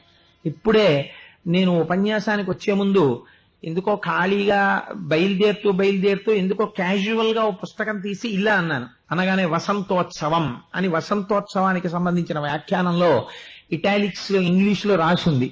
Those who wish prosperity should participate in Vasantotsavam అని. అంటే ఎవరైతే అభ్యున్నతిని కోరుకుంటారో, ఎవరైతే ఆర్థికంగా పటుత్వాన్ని కోరుకుంటారో, ఐశ్వర్యాన్ని కోరుకుంటారో అటువంటి వారందరూ వసంతోత్సవం చూడాలి. వసంతోత్సవం గొప్పతనం ఏమిటో తెలుసా అండి? ఆయన వసంతం ఆడుకుంటాడు అప్పుడు భార్యలతోటి. ఎంత జుబిలియంట్ అంటే అంత ప్రసన్నమూర్తి అయి అంత సంతోషంగా ఉంటాడు. ఆ వసంతోత్సవం మంత్రాలతో జరుగుతూ ఉండగా రేపు మీరు చూద్దురు గాని. ఈ వసంతానికి ఉన్న గొప్పతనం, దంపతుల మధ్య ఏమైనా కొంచెం అరమరికలు ఉంటే స్వామివారి వసంతోత్సవం జల్లినటువంటి వసంతాన్ని చల్లితే ఆ అరమరికలు పోయి వాళ్ళు చక్కటి జీవనాన్ని చేస్తారు అని ప్రమాణం. అందుకే కొంచెం పరిజ్ఞానం ఉన్నటువంటి పెద్దలున్న చోట పిల్లలకి పెళ్లిళ్ళు అయిన తర్వాత వసంతోత్సవం బుక్ చేసుకుని ఒకసారి వెంకటాచలంలో వసంతోత్సవం చేయిస్తారు దంపతులతో వసంతం చల్లించడానికి. అందుకే వసంతోత్సవం మీద 10 మందిని పంపిస్తారు, వెనక పెద్దవాళ్ళు కూడా వస్తారు. కాబట్టి రేపు ఎవరైనా కొత్తగా పెళ్ళైనటువంటి దంపతులు ఆ వసంతం చల్లించుకోవాలంటే, కొత్తగా పెళ్ళైన దంపతులు అంటే నాలా 1985లోనో 84 పెళ్ళైన వాళ్ళు ఎన్రోల్ చేసుకోకండి దానికి. మనం సీనియర్ దంపతులం. ఈ మధ్య కాలంలో పెళ్ళైన వాళ్ళు, ఒక 6 నెలల లోపు పెళ్ళైన వాళ్ళు ఎవరైనా ఉంటే అలాంటి దంపతులు ముందు రామాయణం, తర్వాత భాగవతం, తర్వాత వెంకటాచలం వైభవం. అంటే స్వామి తాను రావడానికి, కాకినాడ వాళ్ళందరికీ తాను దర్శనమివ్వడానికి ఎన్ని సంవత్సరాల క్రితం ప్రాతిపదిక వేసుకున్నాడో చూడండి. ఈనాటికి వెంకటాచలపతిగా రేపు ఉదయం నుంచి రావడానికి సమాయత్నం అవుతున్నాడు. ఇవాళ రాత్రి నుంచి చతుర్ముఖ బ్రహ్మగారితో సహా దేవతలందరూ రావడం ప్రారంభం చేస్తారు. ఇంకా మన జీవితాలు ఎంత అదృష్టం. రేపు ఇక్కడ ఉపన్యాసం పూర్తవగానే స్వామి అలా బయలుదేరి రామచంద్రమూర్తిని, బేడి ఆంజనేయ స్వామిని చూసి చక్కగా అలా బయలుదేరి మేనాలో ఇలా లోపలికి వస్తారు. ఇలా లోపలికి వచ్చి సహస్రదీపాలంకార మంటపంలో పెడతారు. రేపు అక్కడ వేద పండితులు కూర్చుంటారు, మేళతాళాల మంగళవాయిద్యం చేసేవాళ్ళు కూర్చుంటారు. అన్నమాచార్య కీర్తనలు పాడడంలో నిష్ణాతులై మంచి సంగీత విద్యను అభ్యసిస్తున్న వాళ్ళు ఉత్తరోత్తర వృద్ధిలోకి రావాలని కొంతమంది పేర్లు తీసుకున్నారు. తీసుకుని ఒక్కొక్క రోజు ఒక్కొక్కరికి అటువంటి వారికి అవకాశం ఇచ్చారు. వారు అన్నమాచార్య వంశీయులతో సమానమైన గౌరవం ఇచ్చినట్టు వారికి. వారు రేపు అక్కడ కూర్చుంటారు. స్వామి ఉయ్యాల ఊగుతూ ఉంటారు. అవన్నీ దీపాలు పెట్టి దీపాలు వెలిగిస్తారు. వెంకటాచలంలో వెలిగినట్టే వెలుగుతుంటాయి. సహస్ర దీపాల మధ్యలో స్వామి మెల్లగా మంద్రంగా ఊయల ఊగుతుంటే స్వామివారి మీద వేద పండితులందరూ వేద పన్నం చెప్తారు. పన్నం అయిపోగానే మంగళవాయిద్యం ఉంటుంది. మంగళవాయిద్యానికి వేద పన్నంకి మధ్యలో ఎవరు రేపటి రోజున స్వామికి కీర్తన చేయడం కోసం అని చెప్పేసి ఆ దేవస్థానం వారి చేత ఒప్పుకోబడ్డారో లేదా దేవస్థానం వారి చేత ఆహ్వానింపబడ్డారో వారు రేపటి రోజున స్వామికి 2 కీర్తనలు చేస్తారు. ఆ 2 కీర్తనలు అయిపోయిన తర్వాత స్వామి బయలుదేరి వెంటనే అక్కడికి వెళ్ళిపోతాడు ఏకాంత శయనానికి. ఏకాంత శయనం కోసమని స్వామి ఏకాంత సేవ టికెట్ దొరకడం అంటే ప్రయర్ బుకింగ్ లేదు వెంకటాచలంలో. మీరు ముందు రోజు రాత్రి 1 గంట వరకు కూర్చుంటే లైన్లో ఆ రోజు ఉంటే దొరికితే మీరు లోపలికి వెళ్ళగలరు. ఇక్కడ మీరు చూడొచ్చు, తరిగొండ వెంగమాంబ గారి ముగ్గుని వేస్తారు. రేపు తరిగొండ వెంగమాంబ గారి ముగ్గు వేసి స్వామివారిని చక్కగా మంచం తీసుకొచ్చి మన అందరం చూస్తూ ఉండగా ఆ మంచం మీద పువ్వులు పరిచి మెత్తటి పరుపు వేసి 2 దిళ్లు పెట్టి ఉభయనాంచారులతోటి స్వామిని పడుకోబెడతారు. స్వామివారి పాదాల వైపు ఒక దీపం ఉంటుంది. ఆ దీపపు ఒత్తిని మళ్ళీ ఏకాంత శయనం సమయంలో వెలిగించేటటువంటి అధికారం సన్నిధి గొల్లది. మళ్ళీ ఆయన వచ్చి ఒకసారి ఆ దీపాన్ని వెలిగిస్తారు. ఆఖరణ ఇచ్చేటటువంటి హారతి తరిగొండ వెంగమాంబ గారి హారతి. స్వామివారు నిద్రపోయే ముందు ఎండు కొబ్బరి, గసగసాలు, పటికి బెల్లం ఇవన్నీ కలిపి నివేదన చేస్తారు. నివేదన చేసి ఏకాంత శయనం అవుతూ ఉండగా మళ్ళీ అన్నమాచార్య వంశీయులు వచ్చి చక్కటి స్వామికి నిద్ర పట్టడానికి వీలైనటువంటి రీతిలో ఒక చక్కటి కీర్తన పాడతారు. అది రేపటి రోజున ఎవరు ఆహ్వానింపబడ్డారో వారే ఏకాంత శయనం సమయంలో కూడా అన్నమాచార్య కీర్తన పాడతారు. పాడుతుండగా స్వామివారు చక్కగా అక్కడ పవళింపు సేవ స్వీకరిస్తారు. మనందరం ఆ పవళింపు సేవ చూసిన తరువాత అప్పుడు మళ్ళీ స్వామికి నివేదన చేసినటువంటి ఎండు కొబ్బరి, పటికి బెల్లంతో కూడినటువంటి ఆ పదార్థాన్ని మనకి ప్రసాదంగా ఇస్తారు. చక్కగా మనం అందరం ఆ ప్రసాదం తీసుకుని కళ్ళకద్దుకుని నోట్లో వేసుకుని ప్రశాంతంగా చక్కగా ఇల్లు చేరుకుని హాయిగా పడుకుని మళ్ళీ తెల్లవారేటప్పటికి పరిగెత్తుకుంటూ వచ్చేయడమే స్నానం చేసి. వచ్చేస్తే మళ్ళీ సుప్రభాతంతో ప్రారంభం. మంగళవారం నాడు అష్టదళ పాద పద్మారాధనం అత్యద్భుతమైన సేవ. ఒక్కొక్క రోజు ఒక్కొక్క విశేష సేవ. ఇవన్నీ ప్రతిరోజు ఆ తరువాత రోజు జరగబోయేటటువంటి సేవని మళ్ళీ మీకు ఈ ముందు రోజు వివరణ చేస్తూ ఉంటాం. మంగళవారం నాడు జరగబోయేటటువంటి సేవల్ని రేపు రోజు సాయంకాలం ప్రవచనంలో మీకు విజ్ఞాపన చేస్తాం. కాబట్టి రేపటి రోజు మీరు ఇప్పుడు నేను ఇంత విషయము చెప్పేశాను కనుక మీరు నేను చెప్పింది గ్రహించగలిగారు అని నాకు ఒక తృప్తి కలగడానికి నేను ఒక్క ప్రశ్న వేస్తాను. ఆ ప్రశ్నకి మీరు జవాబు చెప్పండి. రేపు ఉదయం ఎన్ని గంటలకి మనం ఇక్కడికి రావాలి? అయ్య బాబోయ్, మీరు ఏకసంతాగ్రహలుసమండి. కనుక మనందరం రేపు 4:30 అయ్యేసరికి ఇక్కడికి వచ్చేయాలి. వచ్చేస్తే 4:30కి మనం సిద్ధంగా ఉంటే 4:45 మేళతాళాలతోటి సన్నిధి గొల్ల వెళ్లి ప్రధాన అర్చకుల్ని వైఖానస బృందాన్ని తీసుకొస్తారు. లోపలికి రావడం, వెళ్లడం, సుప్రభాతం జరగడం, ఈ కార్యక్రమాన్నంతటినీ కూడా మనం పరమ ఆనందంగా చూద్దాం. ఇప్పుడు నేను మీకు ఒక్క విషయాన్ని చెప్పి నా ఉపన్యాసాన్ని పూర్తి చేస్తాను. ఇవాళ మొదటి రోజు కనుక మిమ్మల్ని అంతకన్నా ఎక్కువ ఇబ్బంది పెట్టాను. రేపటి నుంచి మీరు తొందరగా రావాలి, 4:30కు వచ్చేయాలి. వచ్చేసి చాలా కార్యక్రమాల్లో పాల్గొనవలసి ఉంటుంది. పైగా ఇవాళ ఉపన్యాసం అయిపోయిన తర్వాత మొన్నటి రోజు వరకు కార్యకర్తలుగా పాల్గొన్న వాళ్ళు ఎవరున్నారో వాళ్ళందరూ ఒక్కసారి ఆ హాల్లోకి రండి. ఆ కార్యకర్తలకి ఇప్పుడు మళ్ళీ వేరే మీటింగ్ ఒకటి ఏర్పాటు చేయబడుతుంది. రెండవది మీరు గమనించండి, నేను ఇవాళ ఎలాగో ఇప్పటి వరకు కార్యక్రమంలోకి వెంకటాచలంలో జరుగుతున్నటువంటి సేవల్ని, పౌరాణికమైన విషయాన్ని, రేపు జరగబోతున్న సేవని అనుసంధానం చేశాను. మీరు ఇక్కడ ఒక్క విషయాన్ని గమనించవలసి ఉంటుంది. స్వామిని నిద్ర లేపేటప్పుడు మనం సుప్రభాతం చెప్తాం. సుప్రభాతం చెప్పేటప్పుడు ఒక మాట చెప్తారు ఆయనకి ఆ శ్లోకాల్లో. యోషా గణీన వరదగ్ని విమధ్యమాని ఘోషాలయేషు దిమంధన తీవ్ర ఘోషాః రోషాత్ కలింబి దదతే కకుభశ్చ కుంభాః శ్రీవేంకటాచలపతే తవ సుప్రభాతం అంటారు. ఎందుకు ఆ మాట అంటారో తెలుసా అండి? వెంకటేశ్వర స్వామి వారు అవతారాన్ని స్వీకరించినప్పుడు ఒక గమ్మత్తుంది. మిగిలినటువంటి అవతారాలు ఏ అవతారం స్వీకరించినా ఆ ఒక్క స్వామి, ఆ శ్రీమన్నారాయణుడే అనేక అవతారాలు స్వీకరించాడు. ఏది స్వీకరించినా రాక్షస సంహారం చేయడం, భక్తులను ఉద్ధరించడం. కాబట్టి ఒక రూపాన్ని స్వీకరించడం ఉంటుంది. వేదోద్ధారణ, మందరాభరణ, పృథ్వీధర్మ నిర్మాణ, ప్రహ్లాదత్రాణ, బలిప్రతారణ, నృపాహంకార నిర్వాపన, వైదీహీరమణ, ధనంజయ జయ వ్యాపార పారీణ, అక్షోణీ దివ్యత్కరుణ, తమోహరణ, తండ్రి వెంకటేశ ప్రభో అని పేరు ఆయనకి. దశావతారాలు ఆయనవి.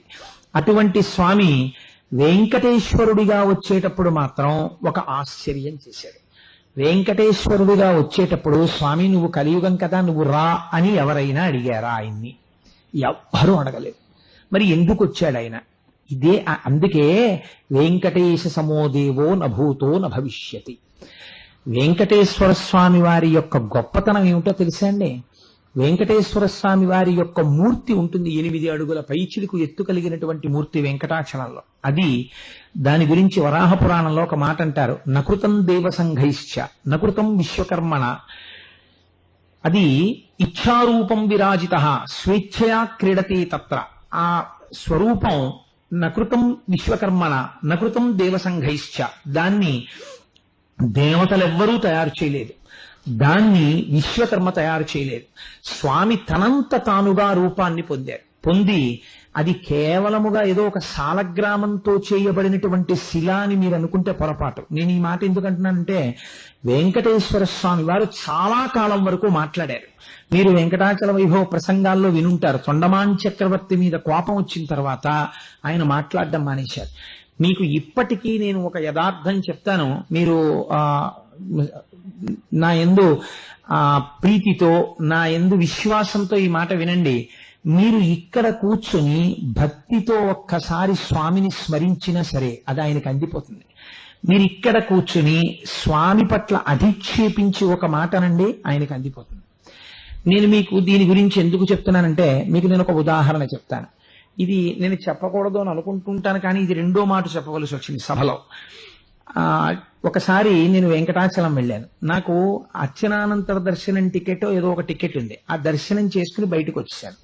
సాధారణంగా ఒకసారి దర్శనానికి వెడితే ఆ దర్శనంతో తృప్తి పొంది వచ్చేస్తాను నేను. ఎందుకంటే నాలాంటి బిడ్డలు కొన్ని కోట్ల మంది ఉన్నారు స్వామికి, అందరూ సేవించుకోవాలనుకుంటారు కదా అని. ఆ రోజు ఎందుకో రేపటి రోజు కూడా ఇంకొక దర్శనం చేసుకుందాం అనిపించింది. రేపటి రోజు కూడా ఇంకొక దర్శనం చేసుకుందాం అంటే నా దగ్గర ఏం టికెట్ లేదు. కంకణం వేయించుకుందాం అంటే అదేదో 72 గంటల తర్వాత 80 గంటల తర్వాత టైం వేశారు.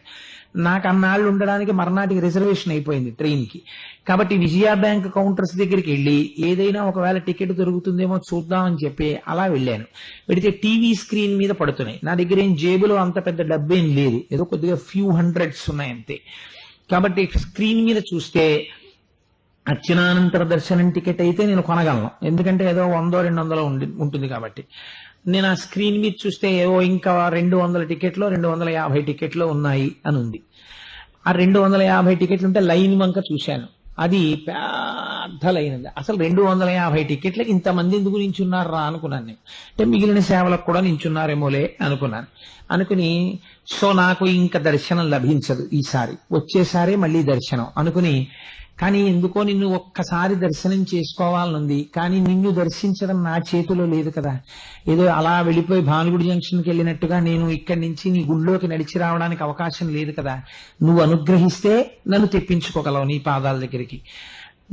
నాకు లేదు కోటేశ్వరరావు, ఈసారి నీకన్నా చాలా మంది భక్తులు ఎదురు చూస్తున్నారు, ఈసారికి సరిపెట్టుకో అని నువ్వు అన్నావా, ఇక్కడి నుంచి నీ శిఖరానికో నమస్కారం, ఏది చేసినా నీ ఇష్టం. కాబట్టి ఇదే నేను చేయగలిగిన ఆఖరి ప్రయత్నం. విజయ బ్యాంక్ దగ్గర నేను నిలబడ్డం అనవసరం అనిపిస్తోంది, నేను బయలుదేరదాం అనుకుంటున్నాను అని ఆ శిఖరం వంక చూసి నమస్కారం చేయబోయాను. మీరు ఆశ్చర్యపోతారు, నేను ఈ ఆలోచన చేసే లోపల ఎక్కడి నుంచి వచ్చిందో తెలీదు, నల్లటి మబ్బోటి వచ్చింది ఆకాశంలోకి. వచ్చి ఆశ్చర్యకరంగా ఇంతంత వడగళ్ళు పడ్డం మొదలెడితే ఆ వడగళ్ల దెబ్బలకి ఆ లైన్ లో నించున్న వాళ్ళందరూ పారిపోయారు, అటు ఇటు చెదిరిపోయారు. నాకు ఉత్తర క్షణం ఏం ఆలోచన వచ్చిందంటే లైన్ లో ఉన్న వాళ్ళు కూడా బయట పిల్లలు ఉన్నారు వాళ్ళు ఉన్నారని పరిగెత్తుకొచ్చేసారు. నాకేం ఆలోచన వచ్చిందంటే నువ్వు అధర్మం చేయట్లేదు, వాళ్ళు వెళ్ళిపోయారు, నువ్వు వెళ్ళిపోవచ్చు, నువ్వు వెళ్ళిపో అనిపించింది. కానీ నేను వెళ్ళిపోయాను ఫీలర్. నేను వెళ్ళిపోయి నిలబడినటువంటి ఒక 6 నిమిషాలకో 5 నిమిషాలకో పెద్ద పెద్ద వడగళ్ళు ఇంతంత చిరుకుపడి టక్కన అయిపోయిన వాళ్ళు. వీళ్ళందరూ వచ్చి లైన్లో నించున్నారు, నేను వచ్చి నించున్నాను, నాకు దొరికేసింది టికెట్. నేను దర్శనానికి వెళ్ళిపోయాను మర్నాడు. అప్పుడు నేను అనుకున్నాను, ఓహో గారవించి దప్పి తీర్చు కాలమేఘమా వడిబాయక తిరిగే ప్రాణబంధుడా అని స్వామి గురించి అన్నమాచార్య స్వామి గారి కీర్తన చేశారంటే ఉత్తిని చెయ్యలేదురా, ఎంత దయాళురా ఈ స్వామి అనుకున్నాను. ఒకానొక నాడు నేను నా వివాహమైన కొత్తల్లో వెంకటాచలం వెళ్ళి నిలబడితే ఈ శంఖ చక్రాలు వేసుకున్నట్టు, ఇవన్నీ టేపుల్లోకి వెళ్ళిపోతున్నట్టున్నాయి, ఈ శంఖ చక్రాలు వేసుకున్నటువంటి ఉత్తరీయం వేసుకున్న వాళ్ళు కొంతమంది బయటకు వస్తుంటే నేను వాళ్ళని ఇల్లు అడిగాను, ఏమంటే అలాంటి ఉత్తరీయం ఎక్కడ దొరుకుతుందండి అంటే, ఇది సేవా టికెట్ మీద ఇస్తారండి అన్నారు. ఓ ఆ సేవ టికెట్ ఎంత అండి అన్నాను. 5,000 రూపాయలండి అన్న. ఆ రోజుల్లో అంటే ఈశ్వరుడు ఇప్పుడు నాకు ఏదో కొంత శక్తిని ఇచ్చాడు అనుకోండి, పెద్ద బెంగలేదు. ఆ రోజుల్లో నేను 5,000 రూపాయలంత టక్కన కట్టగలిగినంత ఆర్థిక స్తోమత ఉన్నవాడనేం కాదు. కాబట్టి అయ్య బాబోయ్ 5,000 రూపాయలు పెట్టి సేవ చేసుకోవడమా, ఏమి భాగ్యం వీళ్ళది అనుకుని, ఈశ్వర నా జీవితంలో నేను ఎప్పుడైనా అలాంటి సేవ చేయగలనా అనుకున్నాను. మీరు ఆశ్చర్యపోతారు చెప్తే. ఆ తర్వాత ఈశ్వరుడు ఎలా చేయించాడో నాకు తెలియదు, వెంకటాచలంలో వస్త్రాలంకార సేవ తప్ప నేను చెయ్యని సేవ లేదు ఇప్పటికీ. సమస్త సేవలు ఎన్ని మాటలు చేయించేశాడో స్వామి. నన్ను చాలా మంది మీరు అప్లికేషన్ పెట్టండి మిమ్మల్ని వెంకటాచలం వాళ్ళు పిలుస్తారు ఉపన్యాసాలకి అంటుండేవారు. నేను ఒక నవ్వు అక్కడ నిలబడి, నన్ను ఈశ్వరుడు ఎప్పుడైనా నా చేత చెప్పించుకోవాలి అని అనుకుంటే వాడు నన్ను పిలుస్తాడు అని అనుకుంటుండేవాడిని. ఒకసారి అనుకోకుండా మా ఆఫీస్కి ఫోన్ వచ్చింది, కోటేశ్వరరావు అంటే ఎవరండి, ఒకసారి తిరుమల వాళ్ళు మాట్లాడాలనుకుంటున్నారని. బ్రహ్మోత్సవాల్లో ఎగ్జిక్యూటివ్ ఆఫీసర్ గారి ప్రొసీడింగ్స్ మీద దేవస్థానం అతిథిగా ఆహ్వానించి బ్రహ్మోత్సవాల్లో చక్రస్నానం నాడు ఆస్థాన మంటపంలో స్వామి నా చేత ప్రసంగం చేయించారు. నేను ఇవన్నీ ఎందుకు చెప్తున్నానో తెలుసా అండి, నా స్వోత్కర్ష కోసం చెప్పుకుంటున్నానని మీరు అనుకుంటే పొరపాటు. నేను అలా ఎన్నడూ చెప్పుకోలేదు. నేను స్వామి దాసాన దాసుణ్ణి, వాడి కింకరుణ్ణి. నేను ఎందుకు చెప్తున్నానంటే వాడి యందు ఉన్న పూనిక గొప్పది. మీరు వాడు ఉన్నాడు అని మీరు నమ్మారనుకోండి, వాడు ఏదైనా చేస్తాడు. అలాగే మీరు అధిక్షేపించారనుకోండి, చిన్న మాట మీరు కినుకతో ఏదైనా అన్నారనుకోండి, వాడు మీ స్థానాన్ని కూడా మీకు చూపిస్తాడు. కాబట్టి వెంకటేశ్వరుడితో పరాచికం మంచిది కాదు. కాబట్టి దయచేసి ఇక్కడికి వచ్చిన వాళ్ళు ఎవ్వరూ కూడా చాలా లూజ్ టాక్ అంటారే, ఏదో తక్కువ చేసి మాట్లాడడం కానీ, దాని గురించి వేరొక రకమైన ప్రస్తావన చేయడం కానీ అటువంటి పనులు చేయకండి. ఉన్నంతసేపు చక్కగా గోవిందనామం చేసుకుందాం. మనం ప్రీతితో హాయిగా మనం ఇక్కడ కూర్చుంటే వాళ్ళు ఎంతో భక్తి శ్రద్ధలతో నిజంగా వెంకటాచలం నుంచి మన కోసమని స్వామి తన యొక్క సేవా నిష్ఠా తత్పరుల్ని మన కోసమని పంపించాడు. ఆచార్యముఖేన వాళ్ళన్నీ చేస్తారు చక్కగా సేవలన్నీ. మనం పరమ సంతోషంగా కూర్చుని చేద్దాం. యథార్థమునకు జగ్గంపేటలో ప్రతిష్ఠుంది ఆ బృందానికి. అయినా సరే మా కాకినాడ పట్టణానికి మీ వైఖానస బృందం వచ్చి ఇంత మంచి కార్యక్రమం చెయ్యాలంటే వాళ్ళన్ని కార్యక్రమాలు పక్కన పెట్టుకుని దీక్ష తీసుకుని కార్యక్రమం చెయ్యడం కోసమని బయలుదేరి వచ్చారు. మనం చెయ్యవలసింది పూనికతో భక్తితో వచ్చి నిలబడితే చాలు. వెంకటేశ్వరుడు అవతారమూర్తిగా రావడమే కారుణ్యం. ఎందుకో తెలుసండి, ఆయన ఎవరు ప్రార్థన చేయలేదు, నువ్వు రా అని అడగలేదు. ఆయన రావడం కోసం, లక్ష్మిని మనకి ఇప్పించడం కోసం ఎంత జగన్నాటకం ఆడించాడు ఆ రోజున. భృగు మహర్షి వచ్చి తన వక్షస్థలం మీద తంతే సత్వగుణమున్నవాడని నిరూపించడం కోసమని కిమర్థం తాడితం అని వజ్రాధృతరం విద్ధి మచ్చరీరం ద్విజోత్తమ, అయ్యో వజ్రం కన్నా కఠినంగా ఉంటుందయా నా శరీరం, ఎందుకు తన్నావు అని ఆ భృగువు అరికాలులో ఉన్న కంటిని నొక్కేసి తన వక్షస్థలం మీద భృగువు తన్నాడు. కాబట్టి అది లక్ష్మీదేవి యొక్క నివాస స్థానం కనుక అమ్మవారు కోపం వచ్చి వైకుంఠాన్ని విడిచిపెట్టి వెళ్ళిపోయినట్టుగా నాటకం ఆడించి అమ్మవారిని కొల్హాపురం తీసుకొచ్చి మన కోసమని మహానుభావుడు బయలుదేరి వచ్చి 7 కొండల మీద నివాసమై ఉన్నాడు. స్వామి ఎప్పుడు నిద్రపోతాడో తెలియదు, ఎప్పుడు లేస్తాడో తెలియదు. రోజుకి 24 గంటలుంటే మహానుభావుడు 20 గంటల సేపు ఈ కాలు ఇలా ఈ కాలు ఇలా కూడా అనడం, అలాగే నిలబడి ఉంటాడు. అయ్యో ఎక్కడెక్కడి నుంచి వస్తున్నారో, ఎంత ఆర్తితో వస్తున్నారో, నన్ను చూడాలని వస్తున్నారని స్వామి అలా నిలబడ్డాడు. నేను ఈ మాట ఎందుకంటున్నానంటే బాగా జ్ఞాపకం పెట్టుకోండి, అది శిలామూర్తి కాదు, అది సాక్షాత్ వెంకటేశ్వరుడు. ఎన్ని సందర్భాలలో మాట్లాడారో వెంకటాచలంలో 1కి 100 మాటలు స్వామి తన యొక్క అస్తిత్వాన్ని, స్వామి తానున్నానన్న సత్యాన్ని రుజువు చేసి చూపించారు. మీ అందరూ చదివి ఉంటారు. నాహంకర్త హరిహికర్త అని పివిఆర్కే ప్రసాద్ గారు మహానుభావుడు పుస్తకం రాసుకున్నారు.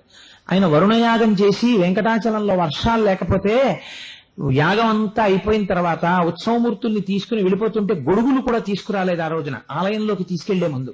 ఎందుకు తీసుకురాలేదంటే ఇవాళ ఎండ ఎలా కాసిందో అలా కాస్తోంది ఎండ. ఇంత ఎండ కాస్తుంటే వానెక్కడి నుంచి వస్తుందిరా, గొడుగులు ఎందుకని గొడుగు పట్టుకెళ్ళలేదు స్వామివారికి. ఆదివరాహమూర్తి కోనేట్లోంచి విగ్రహాలని తీసుకుని ఆలయంలోకి వెళ్ళిపోతున్నారు. పివిఆర్కే ప్రసాద్ గారు ఎగ్జిక్యూటివ్ ఆఫీసర్ గారు కాబట్టి ఆయన కూడా వెళ్ళిపోతున్నారు. వెళ్ళిపోతుంటే పత్రికా విలేకరులు వారి వెనకాతలు వెడుతూ ఇన్ని లక్షలు ఖర్చు పెట్టి ఎగ్జిక్యూటివ్ ఆఫీసర్ గారు వరుణయాగం చేయించాడు వర్షాలు పడాలని, ఆకాశంలోంచి వర్షం వచ్చిందో లేదో తెలియదు కానీ ఈవో గారి కళ్ళమ్మట నీళ్లు వచ్చుంటాయి అని వ్యాఖ్యానం చేశారు. ఈశ్వర, ఇది నన్నన్న మాట కాదు, నువ్వు ఉన్నావని నువ్వు నిరూపించుకో, నీ శ్వాస అయిన వేదానికి గౌరవం ఉందని నువ్వు నిరూపించుకో, నీ యాగానికి ఫలితం ఉందని నువ్వు నిరూపించుకో, నేను నీ భృత్యుణ్ణి, నన్నన్న మాట నిన్నన్న మాట అని ప్రసాద్ గారు తల వంచుకు నడిచి వెళ్ళిపోతుంటే ఒకే ఒక నిమిషంలో ఆకాశం కారుమబ్బులు కమ్మి హోరున వర్షం ప్రారంభమైపోతుంటే పరుగుల శ్రీవారి ఆలయంలోకి వెళ్లి గొడుగులు తెచ్చిపట్టారు.